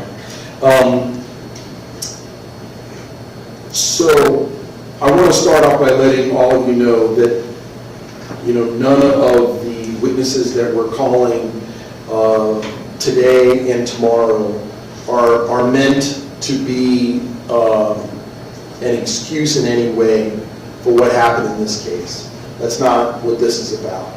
This is about an opportunity for all of you to see another side of Demorris Hunter and to see that he has family members, the ones that are still alive. As you may have figured out, Mr. Hunter is almost 60 years old now. A lot of his relatives have passed away in the intervening years since this happened, and so they're not here to talk. But the ones that are still available, we're calling them to show you a slice out of his life over the many years that these individuals have known him. The first person you're going to hear from is Alfred Costa. Alfred Costa is a cousin of Mr. Hunter, even though he's substantially younger. He's only about 40, so he's about 20 years younger. He knew Mr. Hunter as he was growing up, had the opportunity to spend time at his household, knew his mom, dad, knew his brother, and knew Mr. Hunter, and is going to tell you about his relationship with Mr. Hunter and what kind of a person he observed Mr. Hunter to be when he was growing up. We're also going to call Siobhan Long and Lenise Long. They're sisters, and you can see on the screen that they're already connected. They are cousins, nieces of Mr. Hunter, and they're a little bit older. They've known Mr. Hunter a lot longer and have a lot of relationship with him. They're going to tell you about how he treated them over the years, how he looked out for them, how he cared for them, and why he earned their love and affection over all of these years.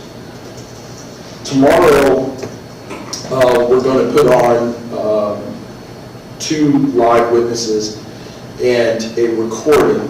So Mr. Ermer and Florence Alexander, his wife, are an elderly couple that now live in the high desert in New Mexico outside of Albuquerque. They were neighbors of Mr. Hunter when Mr. Hunter lived in Oakland, California with his family. That's when most of this takes place. Mr. Irmer Alexander is quite ill, and last year we went out to New Mexico to record this because we were concerned about his health. We knew that there was no way he would ever be able to fly, and frankly, we were concerned if he would make it to trial. So we did a thing called perpetuating testimony, which is where both these same prosecutors were present here in the courtroom. We did a link via the internet to them in New Mexico, and they gave their testimony. You'll notice that Mr. Alexander suffers from some slight dementia, and so his testimony is a little, shall we say, spotty, but he still remembers with great affection living next to Mr. Hunter and his family, and has nothing but the highest regard for Mr. Hunter in all the years that he knew him. His wife, Florence, is I think you'll find a lovely individual who likewise has a great deal of affection for Mr. Hunter. When Mr. Hunter's daughter was very young, she used to see Mr. Hunter with his daughter, and so did Mr. Alexander, and they will tell you that he was an excellent father with her, treated her with a great deal of kindness and attention and affection.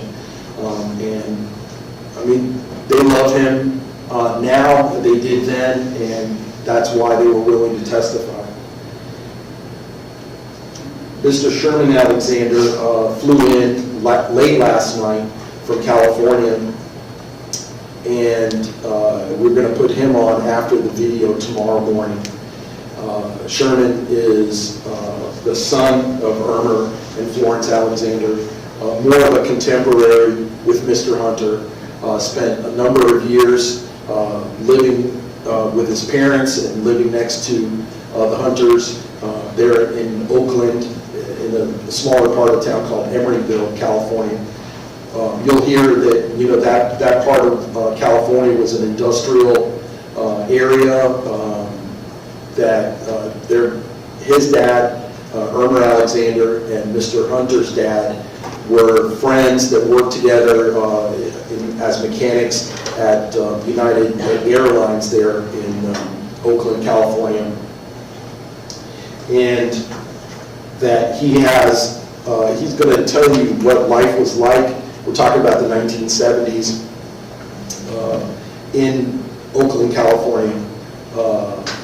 As I said, a hard scrabble neighborhood with a considerable amount of violence out in the streets, where it was very tricky and dangerous to raise children, and where he and Mr. Hunter were both exposed to all kinds of violence, including police brutality, but also gang violence, and that he's going to tell you that he was very fortunate to make it out of there alive. Among other things about Mr. Hunter. And then finally, Demorris Hunter, who is Sherman Alexander's goddaughter. The two of them flew in. They didn't get in until after 1 o'clock last night, which is why we're calling them tomorrow.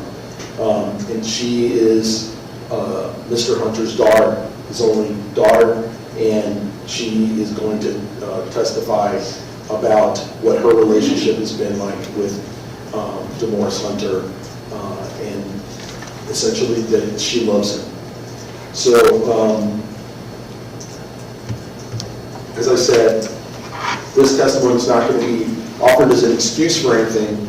The court, as you've already heard from us, the court's going to instruct you that mitigation can be anything, any reason whatsoever to give someone a life sentence, to exercise mercy. And we are hoping that you can listen to these family members and see a different side of Mr. Hunter, not just the side portrayed by the state, but the side of a hardworking, caring person who took care of all the people around him and was very generous with them, and who earned their love and affection. Thank you. And you may call your first witness. Thank you, Your Honor. Defense calls Alfred Costa.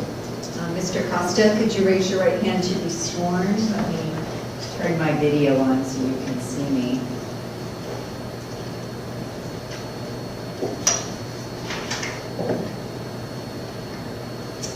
Do you solemnly swear or affirm that the testimony you're about to give will be the truth, the whole truth, and nothing but the truth? I do. Thank you. You can put your hand down. You may inquire. Thank you, Your Honor. Sir, could you please state your complete name for the record? Lieutenant Costa. And how old are you, Mr. Costa? 39. And where are you right this moment? What are you doing right this moment? At work. And how are you employed? I work for a chemical plant. I'm sorry, what? Chemical plant? I work in a chemical field. Okay, and where is that plant located? In a small town outside of Houston, Texas, in the port, kind of close to Baytown, if you guys familiar with the area, I'm sure. I'm not, sir, we're just trying to get an idea. And Okay. do you know Demorris Hunter? I do. And how do you know Mr. Hunter? He's my cousin through, well, my mom's his first cousin. My mom and his mom's sister, so we're sisters. Okay. Did you ever live near Mr. Hunter? I did. I was born in Oakland, so we stayed fairly close to them growing up. And we would visit quite often when I was younger. Of course, I don't remember a lot of that because I was much younger at that time. Probably about, all the way to 4 is when I'm from Oakland. So up until that time, we would go over to his mom's house often because she would cook and stuff for us. My mom was very close to her. That was like her only aunt out there at the time. So we didn't have a lot of family out there, so we tried to stay close to the ones that we had.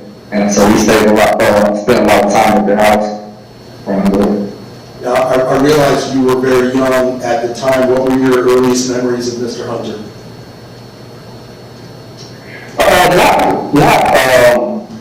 lot early on. I just know when I used to go around, he seemed more like kind of like an older brother kind of. He was always playful, just playing with me and my sisters. Just always around this happy person.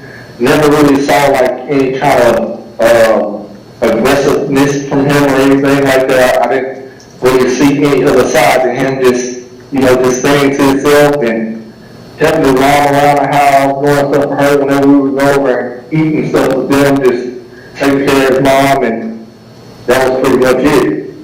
Now, he's about 20 years older than you, right? Mm-hmm. Yes, sir. Okay. And so how many years did you live in Oakland, California, near the Hunter family?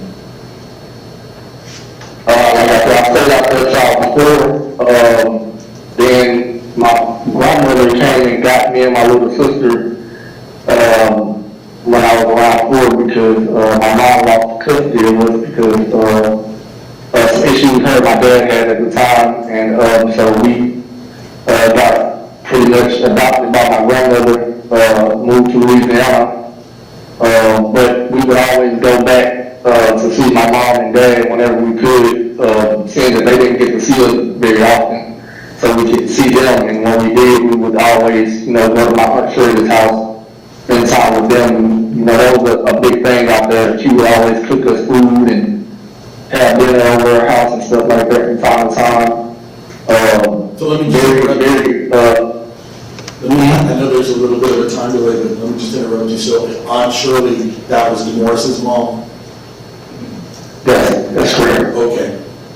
And so how often would you go from where you were in Louisiana out to Oakland? We go pretty much every year. Whenever, like the summertime came and stuff like that, my grandmother had free time. She used to work at a school.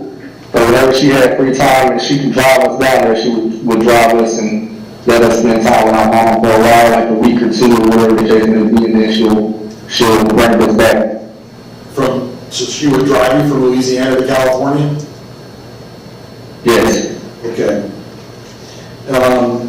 So when you would go to Oakland during the summers, did you get to spend any time with Mr. Hunter? Not often. Like I said, the only time we really spent time with them is when we went to their home, and you know, like I said, we would go over there a lot of the time just to eat and stuff like that because, you know, my mom and my dad, they didn't really have a lot, so she would spend a lot of time over there because that was kind of like her way of feeding us, kind of, because we didn't really have a lot. We were poor, and she loved us, and she always took care of us whenever we were hungry or anything like that. She'd tell us, come over out, you know, if we didn't have anything, come over there and get something to eat. And that was just her thing that she always did. She made sure that we had, you know, food and stuff like that, so. And did there ever come a time in which you were living in the same home with Mr. Hunter? Yes, so when he moved, whenever he got to Houston, I may have been mid-teens, 15, 16, somewhere around there. He stayed with us, me and my mom. So we spent a lot of time together then. I was pretty much with him every day. Well, let me ask you, so when you say your mom, I just want to be clear, was this your natural mother? In Houston? Okay. So whatever problems had happened had been resolved by then? With your mom? Yeah, so she pretty much moved to Louisiana during the time my grandmother was raising me and kind of took the reins back whenever she got herself back on track. Yeah, so she had been come around before then. It was just, we moved around a lot. So, yeah. I got you. So, I think you were saying earlier that when you were 14 or 15 years old, something like that, when Mr. Hunter came to live with you? Mm-hmm. Is that a yes? Yes, sir. I'm sorry, I just have to, everybody has the habit of doing that, but for the purposes of the record and the court reporter, you need to answer verbally yes or no, so it doesn't get confusing on the record, okay? Yes, sir. Yes, gotcha. All right, so if you were 15, then Mr. Hunter would have been 35, something along those lines? 20 years older than you? Probably, yeah. I don't really know his age per se, but yeah, he looked like he was around about 30 something, yeah. Okay, yeah, it doesn't have to be exact. And so tell the jury a little bit about what that time, that extra time that you had with him was like.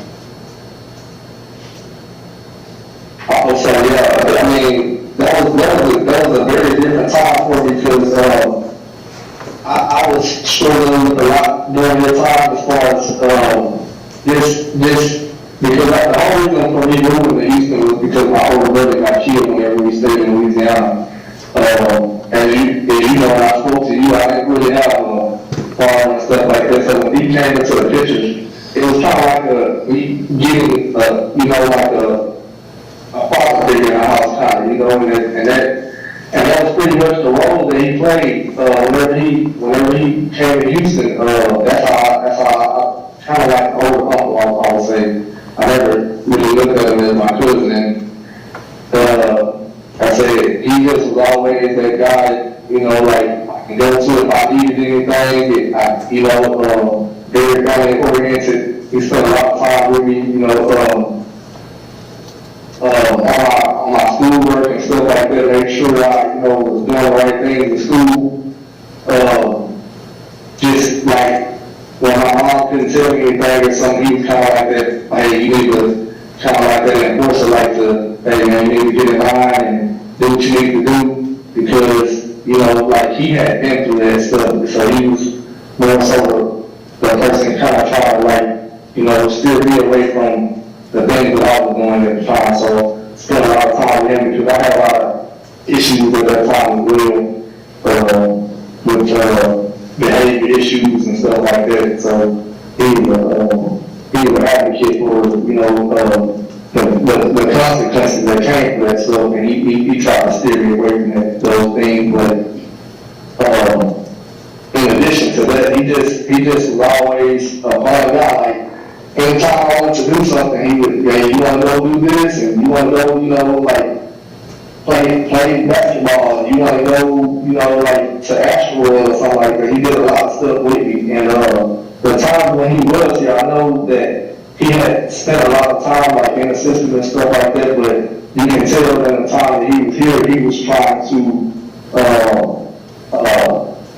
create a better life for himself. I don't know. What was he doing? Was he working? He was working. My papa had an auto shop at the time, and he knew Dee, and he knew his situation, and he knew how hard it was and stuff for him, and again, you know, he knows, he knew just the system in general, how hard it is for anybody when you know, go through things and you have a record or whatever, how hard it is. So he kind of gave you a chance, and he, you know, he was a hard worker, and he worked, you know, trying to prove that, you know, that was something he wanted to do, was change his life around. So, again, you know, and just around the house and stuff like that, he was always helpful to my mom, the same way he was with his mom. I used to go out there and see him, always asking what she needed and making sure he could do anything he could do. He would try to do it. Like, he didn't have much money, but he would go to work and make as much money he can. He would bring it to my mom, like, hey, you need this for groceries, or can I do this, or can I do that? He just plays that person. He didn't have, he was going to try to do what he could to get it to you if he had it. Did you ever see him, you know, treat your mom with any disrespect or raise his voice or get angry or anything like that? No? No. Did you, were you aware of him having any kind of vices, like drinking or drugs or anything along those lines? No. Like I said, I was going through a lot at that time, and he saw the path that I was on, and he tried to steer me away from those type of things. So that was not something that he did. I mean, he drank every now and then, but he didn't have a drink problem. Okay. Yeah. So how long did that go on? While he was staying with you in Houston? I'm not quite sure. I worked on for a while. He stayed with us for quite some time. And then when he started working for my papa, he moved with my granny at the time, because I guess it was easier for him to get to work because he didn't have a vehicle, so my papa kind of taking to work and stuff like that. So it was kind of easier for him instead of him having to catch the bus with my mom's house to go down there to get a ride with him to go to work, or have him come to us to go to work. So it just made it easier. So we're But I want to say he probably stayed probably about a few months, maybe like 3 or 4 months, maybe, something like that. And was that the last time that he ever lived with you and your family? Well, no, it was the last time he stayed with my mom, so I was kind of back and forth between my mom's and my granny's house, because my granny raised me, she's the one who brought me from Houston. So I stayed with her a lot of the time because she still had custody of me. I just would stay with my mom, like during the days I had to go to school, because her apartment was closer to my school. Okay. So I talked to you all the time. I was always at my granny's house as well. And as I said earlier, was that the last time, or did he ever live with you and your family again any years later? Or was that it? No, that was the last time he was at the I stayed at my mom's house until he moved to my granny's house, and then I would just see him at my granny's house. But I never stayed with my granny, I just was there a lot, so I guess you could say that was the last time he stayed with me there. Okay. Yes. And what about, at some point, did you lose contact with him, or did he stop living in Texas? No. You stayed in contact with him over the years? Yeah. I saw him all the time because he stayed with my granny. When he got taken away, he was at my granny's house, so that's where he got taken away from. Okay. Yeah, my granny didn't stay far away from my mom's house. She stayed maybe 5 to 10 miles, I want to say. So when It was just a bus ride. when you say taken away, you mean that's when he got arrested in Houston? Yeah. Yes. Mm-hmm. Have you been able to keep in contact with him since then? I mean, he's been incarcerated a long time. No, I have not. And do you intend on doing that? I mean, I know it's difficult to maintain contact. Have you made any efforts to try to do that? I have, so my aunt, who is one of the closest people to me, along with my mother, they were the only people that really knew about it. Well, my aunt really, they kept up with it and knew what was going on, so a lot of times I would ask her for information, and she would never provide me for like an address or a phone number or anything like that. I don't know if she didn't know it or she just didn't want talk to me or whatever the case may be. But for whatever reason, I never got to find, I never knew where he was. I never got to talk to him after that. It was just like, he kind of just got snatched away from us, you know what I'm saying? So it was kind of hard living with her every day, you know, especially when I spent so much time with him up to that point. And all I had was memories, you know what I'm saying? And I couldn't really express those things, you know, because I didn't really have nobody to express it to. But yeah, I want to, you know, talk to him and, you know, check on him and years. And I, you know, just, of course, him and then my cousin, and, you know, we really gravitated toward him when he stayed with us. It was hurtful that I couldn't, you know what I'm saying, do those things. But again, I was younger at that time, so I didn't know a lot. And like I said, all I had was my aunt and stuff like that would keep up with those things, but she didn't really give me any information. Now, I know you wanted to be here today, but you have a newborn baby at home, don't you? Yes, sir. And I know it's very difficult for you to travel anywhere when you have a newborn baby at home. Was there anything else that you wanted to let this jury know about your relationship with Mr. Hunter? Yeah, I mean, and like you said, I'm not trying to, you know, sway you guys or anything like that.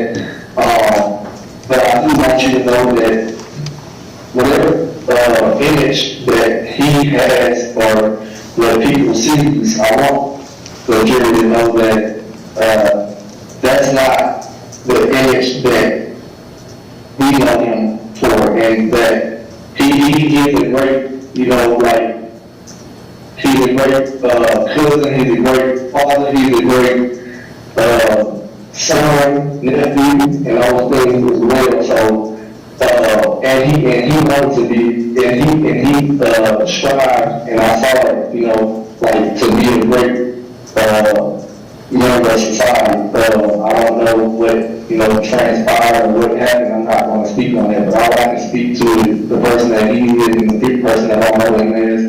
And that's a great person with a great heart. I never know him to hurt anybody or do anything like that. He's always been a person that I can rely on to take, you know, be it. Hold on just a second, sir. May. I don't have any.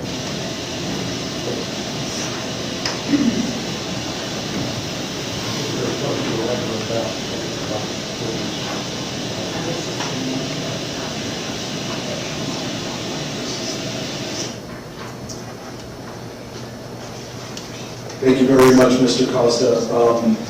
If this prosecutors want to ask you some questions, they're going to do so now, okay? Yes, ma'am. Thank you, Mr. Nunley. Good afternoon, sir. How you doing? Can you hear me okay? Yes, sir. Mr. Costa, when were you born?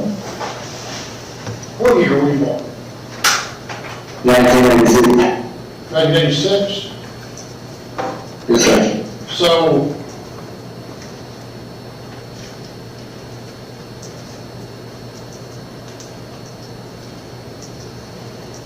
you were, obviously, you weren't born in 1985, obviously. Were you aware that Mr. Hunter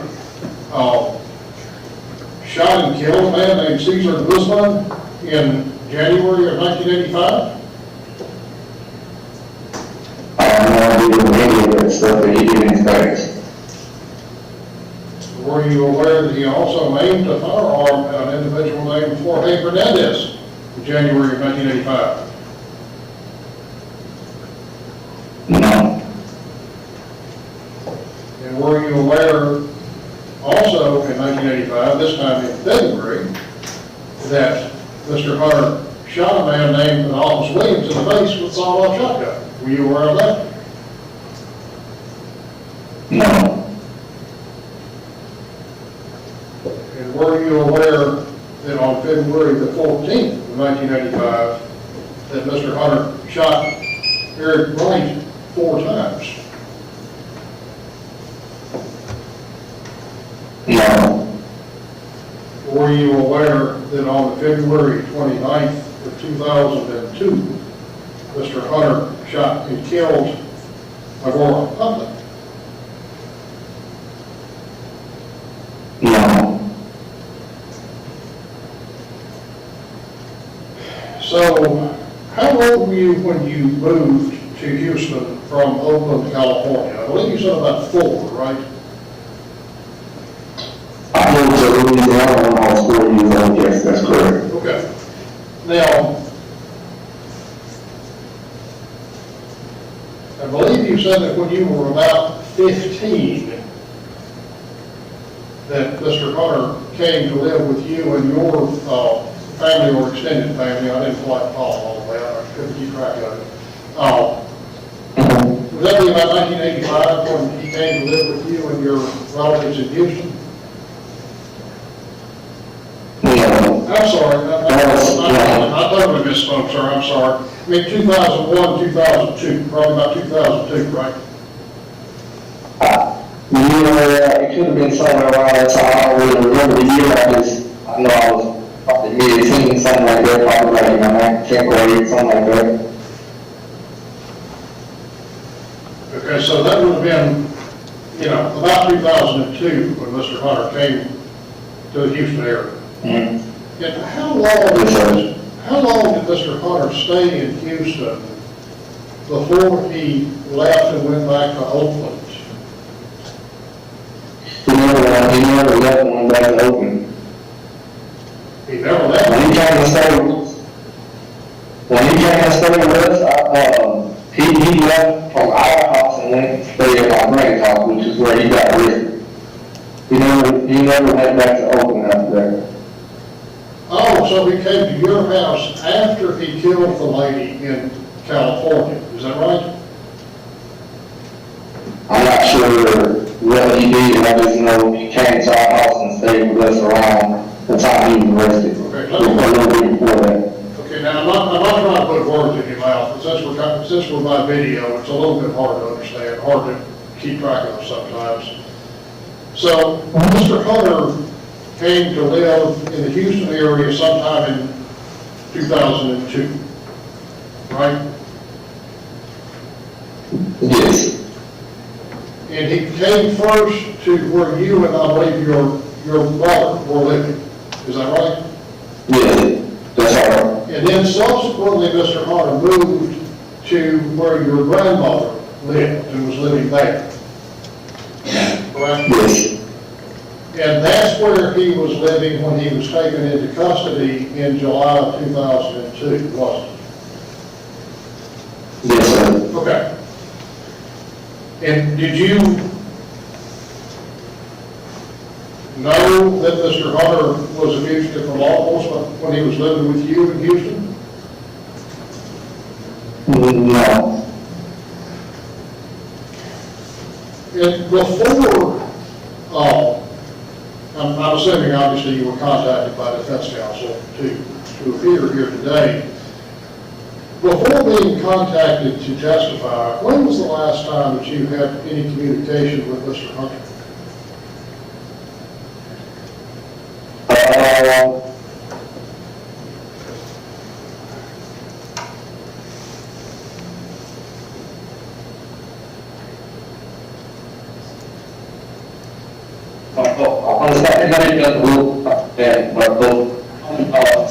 Yeah.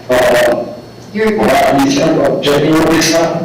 Hang on, we got a technical problem. Hold on just a minute. Yeah, hold on. Okay, now you're back. Let's see if you unfreeze. I'm sorry. That's okay, your connection's not great. So let's try that again. Okay, Madam Warner, how far back do you need? Yes, we can hear you. Madam Warner, what was my last question that I need to go back to? Yes, sir. Hang on, sir, just a minute. And I'm assuming, you gotta stop. And I'm assuming, obviously, you were contacted by defense counsel to appear here today. Before being contacted to testify, when was the last time that you had any communication with Mr. Hunter? He may not have been able to hear that just now, microphone. Okay. Mr. Costa, let me ask you this. I mean, obviously you were contacted by defense counsel to testify, weren't you? Yes, sir. Before being contacted by defense counsel to testify in this proceeding, when was the last time that you had contact with Mr. Hunter or any communication with Mr. Hunter? Yes, the person and the last time was a little bit to this my first time that I had contact with lawyers, and they let me know what was going on. Around January. So January of this year? I'm sorry. Was it January of this year when you were contacted by his attorneys? Yeah. Yes, sir. Okay. Have you written any letters to Mr. Hunter while he's been incarcerated?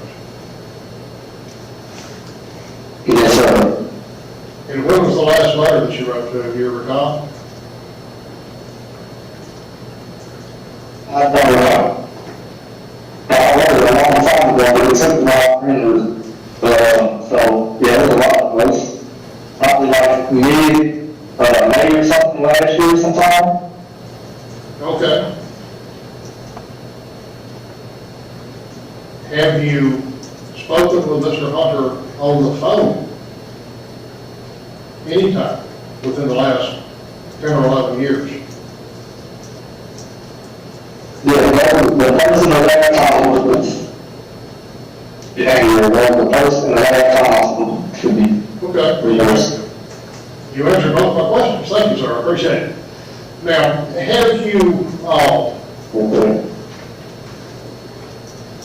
ever had any conversation or discussion with Mr. Hunter about the crimes that he's been convicted for? No.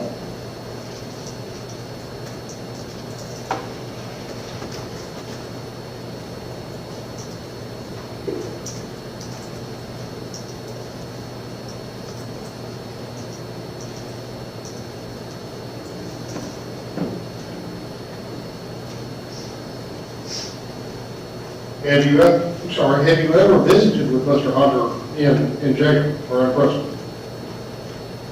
No, sir. And as I understand understand it from your testimony, when Mr. Hunter was living with you and your family in Houston in 2002, from what you saw, he was just a regular guy. Is that a fair way to put it? Yes, sir. Mr. Costa, I don't mean offense by asking this, but have you ever been convicted of a felony, sir? No, sir. And you grew up in Oakland? No, I say that from about 4. Yeah, you can say that. Okay. And how is it you're employed now, sir? I didn't catch that. Chemical plant. In Texas? This will be in, Yes, sir. and what do you do in this chemical plant, sir? What's your job? Electrical instrumentation. I'm sorry. Electrical and instrumentation. Thank you, sir. Appreciate your time. Any Thank redirects? you. No, Your Honor. Thank you, Mr. Costa. You are free to go, sir.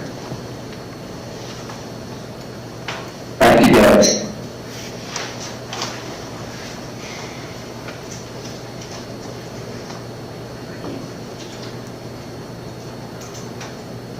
You may call your next witness. We call Siobhan Long. All right, Ms. Long, if you could, Ms. Siobhan Long, if you could unmute yourself, please, and raise your right hand to be sworn.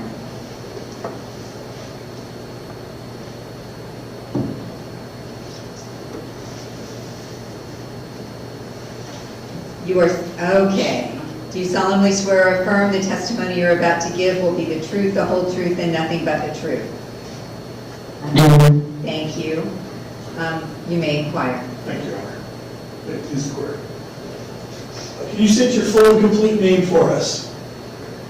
Siobhan Long. And Ms. Long, I know it's not, I'm not supposed to do this, but how old are you? 60. Okay. And where are you currently? Sacramento, California. And where did you grow up? Oakland, California. Berkeley, Oregon. Can you tell the ladies and gentlemen of the jury what it was like to grow up in Oakland back when you grew up? It was rough, wild, crazy, to say the least. And when you grew up in Oakland, on the borderline of Berkeley there, did you know a gentleman named Demorris Hunter? Yes. And how did you know Mr. Hunter? From school. Were you in school with Mr. Hunter? Yes. Were you in the same grade as Mr. Hunter? I can't remember the same way. Do you remember sending us a copy of a yearbook page? You remember that? I think it's your 7th grade yearbook page. I don't remember. Okay. But you do remember being in the 7th grade with Mr. Hunter? I think there's a couple of pictures. Oh, wait, But you do recall that correctly? Correct? Yeah. Okay. Yeah. Your Honor, at this time, we've moved what's been marked as defense exhibit A into evidence. No objection. It will be admitted as defense one. Thank you. So you were in, I believe that's a middle school or 7th grade picture of Mr. Hunter. You were in school with Mr. Hunter all through high school, correct? Yeah, junior high and high school. Okay. And what kind of relationship did you have with Mr. Hunter back then? We were very, very close. I'm the older, but he always tried to act older. We were very close. Did Mr. Hunter act like a brother to you and your sister? Yes, And yes. how did he interact with your family? They they loved him. They still talk about him right now to this day. They loved him very much, so still do love him. And how did Demorris Hunter act in school as it related to you and your sister? He was very funny. I mean, he had the kind of laugh that would just make you laugh, even if you didn't know what he was laughing about. He was very playful. And with us, he just always looked out for us, you know, made sure we was okay, made sure we was doing our homework, so brother slash trying to be daddy. Did he make sure that you went? Did he make sure that you went to school? Oh, yeah, definitely. He made sure we ate, because, you know, we was kind of struggling too back then, and we had to get free lunch, and they had a window where you can buy food, and, you know, sometimes he would get us stuff where we didn't have to do free lunch all the time. And he really looked out after us. So sometimes he would buy you and your sister lunch? Yeah. Was Mr. Hunter good to your mother? Oh, yes. That was her son. Yes. Yeah. Did he ever protect your mother? Yeah, he always looked out for her. And do you remember when Mr. Hunter's mother died?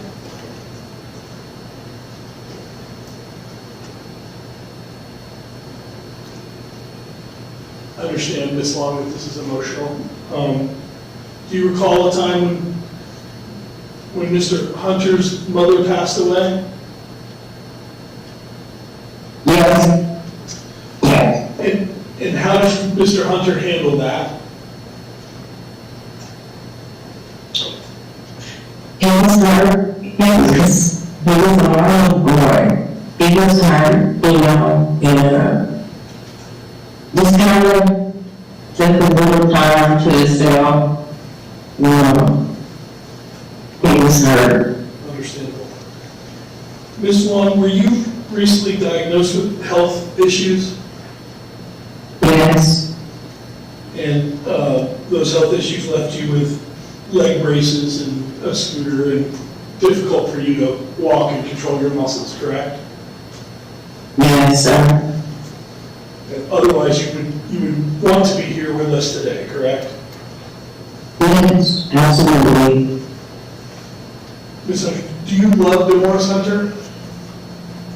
Yes, I do. And do you want anything bad to happen to Mr. Hunter? Objection, Your Honor. No. Sustained. Move to strike and ask for a curative instruction to the jury to disregard. Ladies and gentlemen, you will ignore the last answer.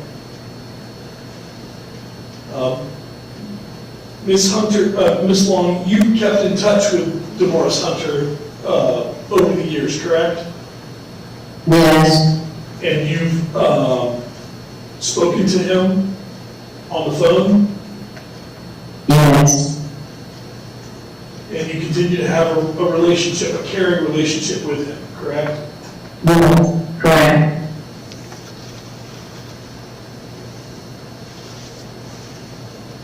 That's all I have. Cross-examination, Mr. Nally?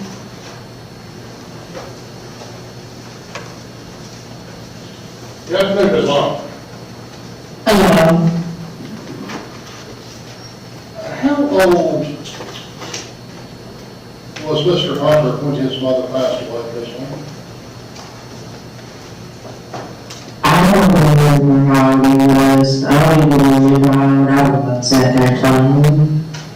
Well, how old were you? You remember how old you were? I don't remember. Was it in middle school?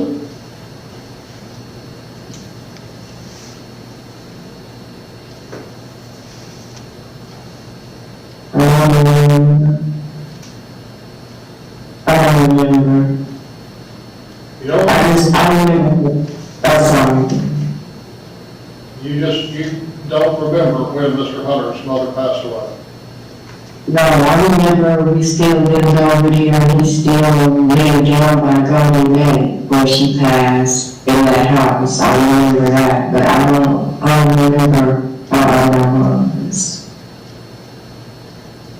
Did you, and you said that Mr. Hunter, well, let me ask you this way. Was he a young teenager when this happened? When his mother passed?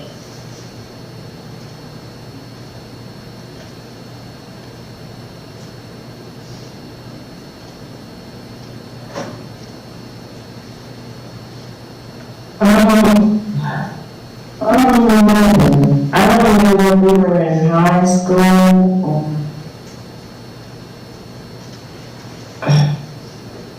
I'm just saying remember because I don't want to guess. I don't want to guess. Okay. I don't want to guess. Did you go to his mother's funeral? No, sir. I don't want to funerals.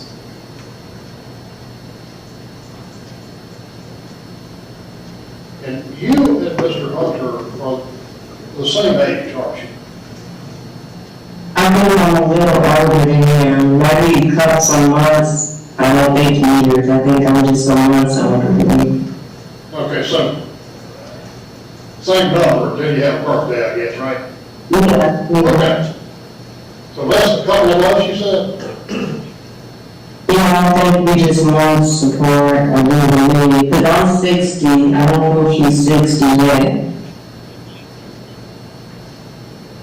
And you said that Mr. Hunter, even though he's the same age as you effectively, made sure that you went to school and did your homework. Yeah, definitely. Did you help him with his homework too, or not? No. Did he help you with your homework? He just made sure we did our homework. He's like a daddy. We didn't have our dad either, so he was his brother / dad. Yeah, but he was the same age as you. Yeah, but he was still, like, acting like a dad. And Ms. Long, you said that when's the last time you talked to Mr. Hunter? It was probably about maybe 5 months ago, I think some months ago, because he called me for whatever it is on the phone, but I've been going through a lot myself. Lately, so. I understand that, I'm sorry to hear that. He has some medical issues, I believe, right? Right, yeah. Were you still living in Oakland, or an Oakland area in 1985, ma'am?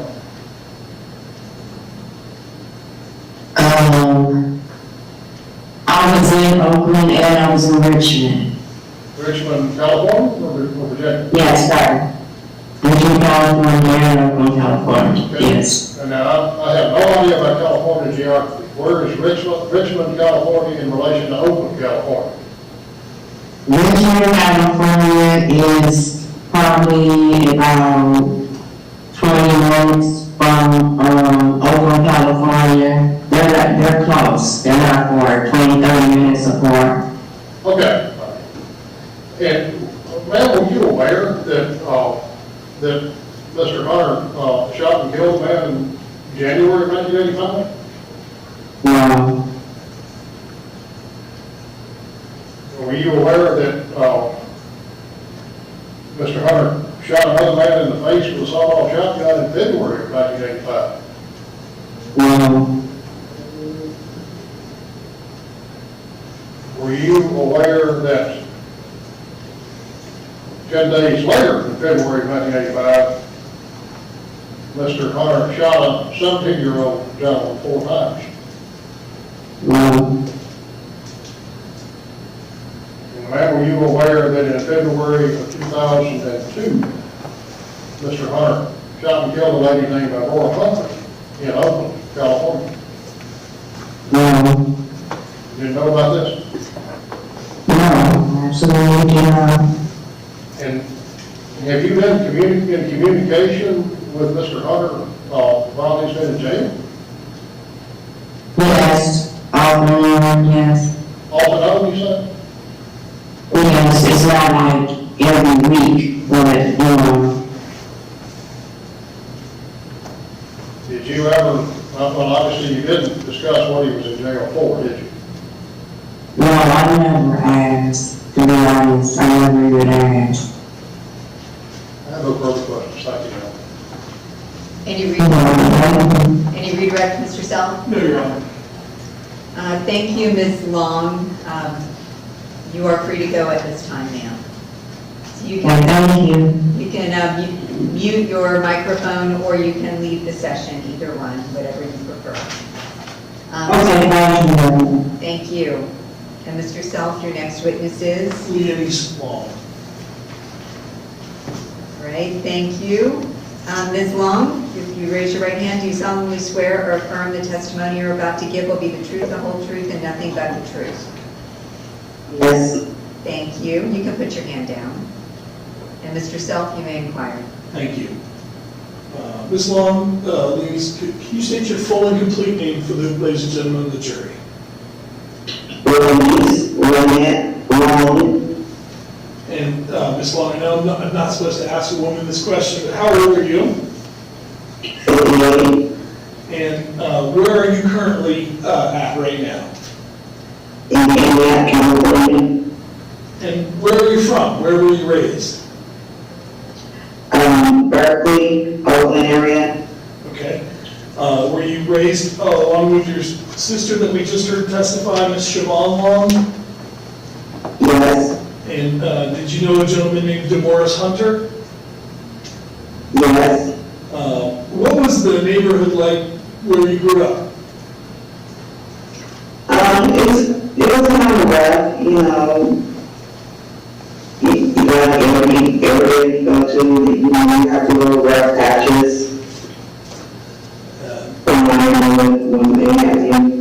Did you have friends in the neighborhood?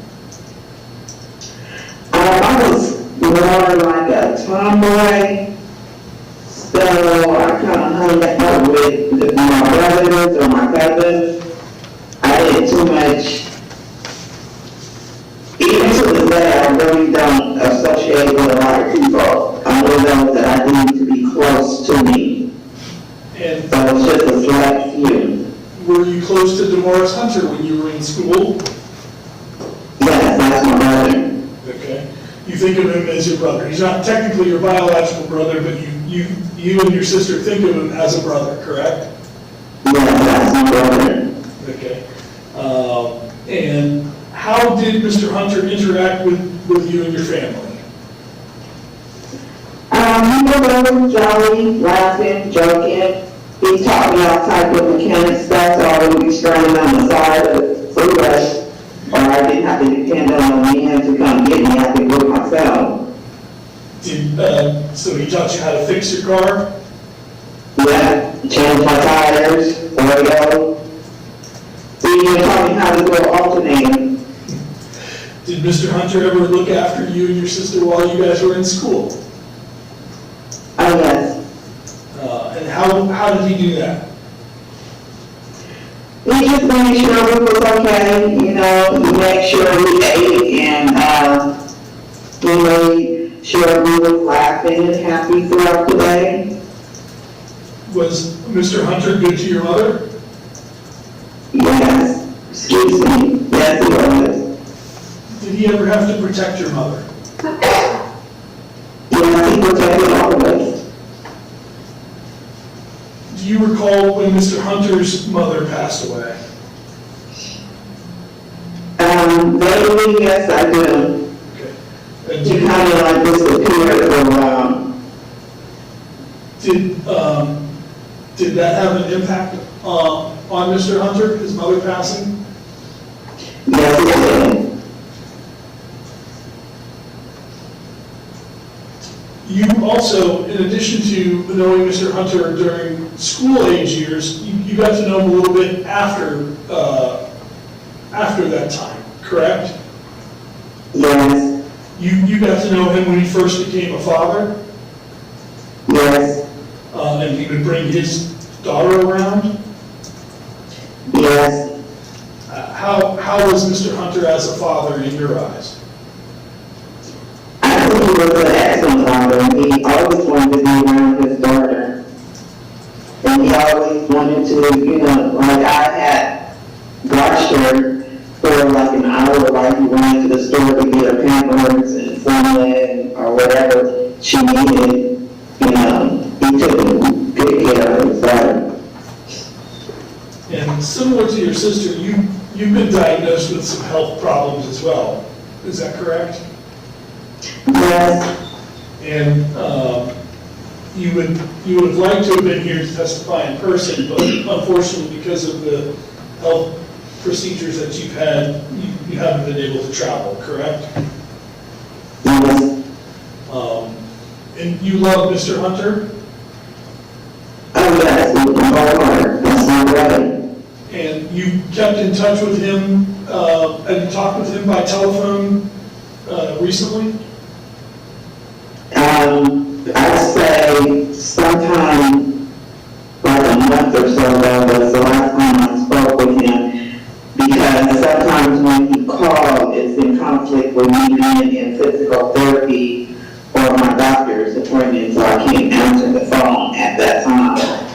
But I always made sure that I kept a line for him to call me no matter what. I had to fight to get a number back that I knew that he had in order for him to get in contact with me when we lost contact briefly, you know. And in school, your sister was in the same grade as Mr. Hunter, but you were actually a couple grades below or a grade below? 2 years behind. Okay. I may have just a moment. You may. No further questions, Your Honor. Cross-examination.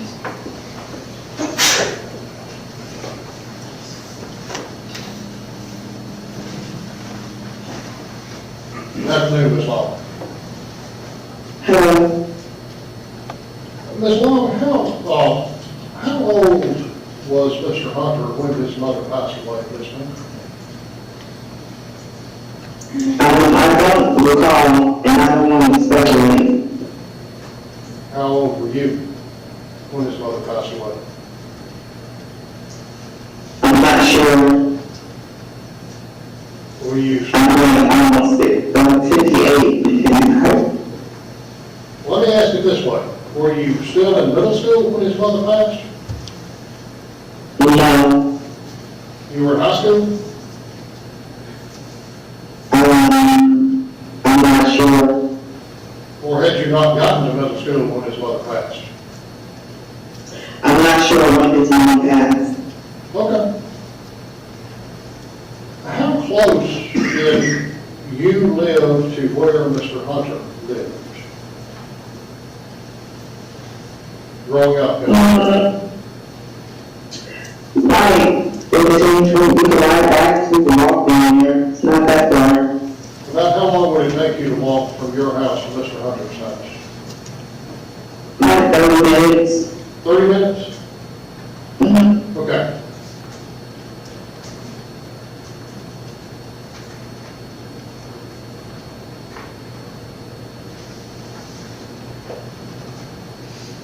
Have you exchanged any letters with Mr. Hunter, please, ma'am? Yes, I have in the past, but he was not receiving them. I don't know if he ever received them. Were they coming back to you? No. And how do you know he didn't receive them? That's what I just stated. I don't know if he received them. I'm sorry. And then when I spoke with him and asked him if he got my letter one time, he told me no, he hadn't received it yet. Okay. So I don't know if eventually he received it or not. I don't know. All right, that's fair enough. Yeah, I don't mean to be repeating what you say, but there's a little bit of a lag between things, and sometimes the answer breaks up. And have you, in your telephone conversations with Mr. Hunter, had any discussion about the crimes that he's been convicted of over the past years? No, Do you know anything at all about the crimes that Mr. Hunter's been convicted of? no.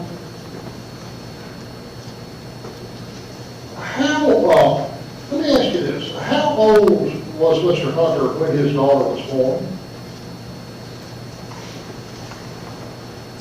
I don't know, because I was, old enough to be on my own and stuff, so, and he had been in his 20s, late teens, early 20s, somewhere in there. Okay. How many times, never mind. Were you aware in January of 1985, Mr. Hunter shot and killed a man in Oakland, California? No, Were you aware that in February of 1985, Mr. Hunter shot a man in Oakland, California with a sawed-off shotgun in the face? no, And were you aware that later in the month of February of 1985, he shot a 17-year-old 4 times? no, And were you aware that in February of 2002, that Mr. Hunter shot Laura Huntley twice in the head in Oakland, California? no. No further questions. Thank you, ma'am. Any further questions, Your Honor? Just at this time, we'd like to publish defense form. All right, thank you, ma'am. All of you are excused. Can I disconnect the connection? Yes, Your Honor. All right, thank you, everyone. Thank you.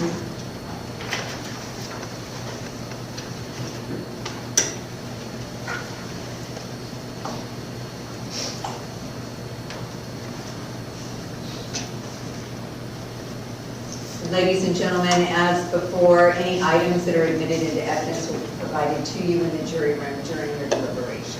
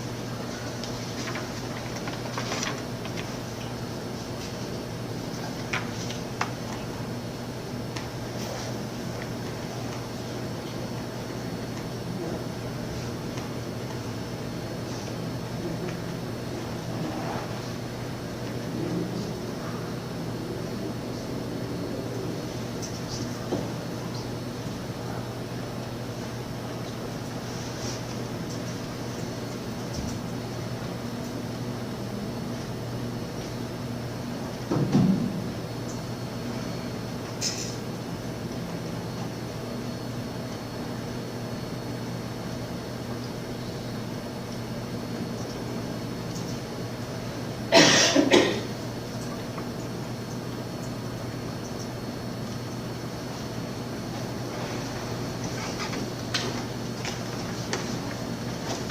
The defense may call its next witness. We may approach. May. No, we asked for a recess till tomorrow morning, as I said. Those are Okay.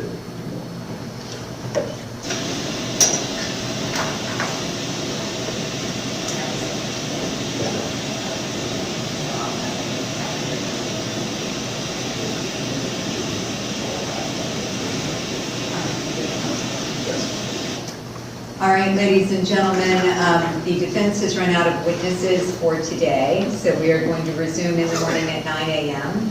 I anticipate from what the attorneys have told me that you will be going to deliberations on the stage of the trial tomorrow. So I'm going to have the same instructions I've had for you before. Do not discuss the case among yourselves. Do not discuss it with anyone else. Do not do any independent research while you're away from us. And do not read, listen to, or watch any news accounts of this case. I'm going to ask that you leave your pads and pens on the chairs and be back in the morning at 9 a.m. and we will resume at that time. Does anyone have any questions? All right, thank you very much. Have a good rest of your day. Your executive?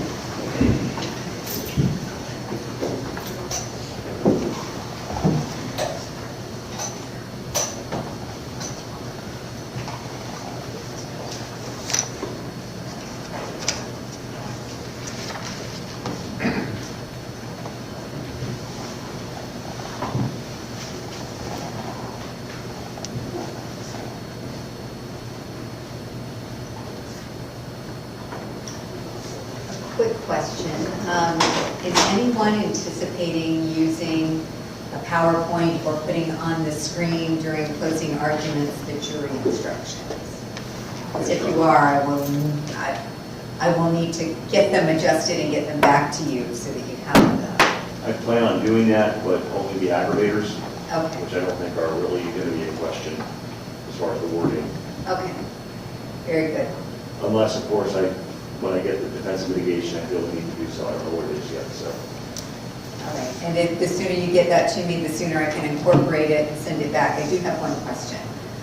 The defense aggravators, the state's aggravators under the standard jury instructions are numerical 1 and 2, and the mitigators are alphabetical, A through whatever.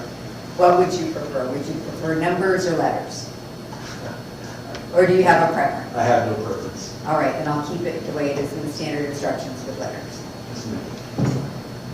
All right, very good. Thank you, Your Honor. Thank you.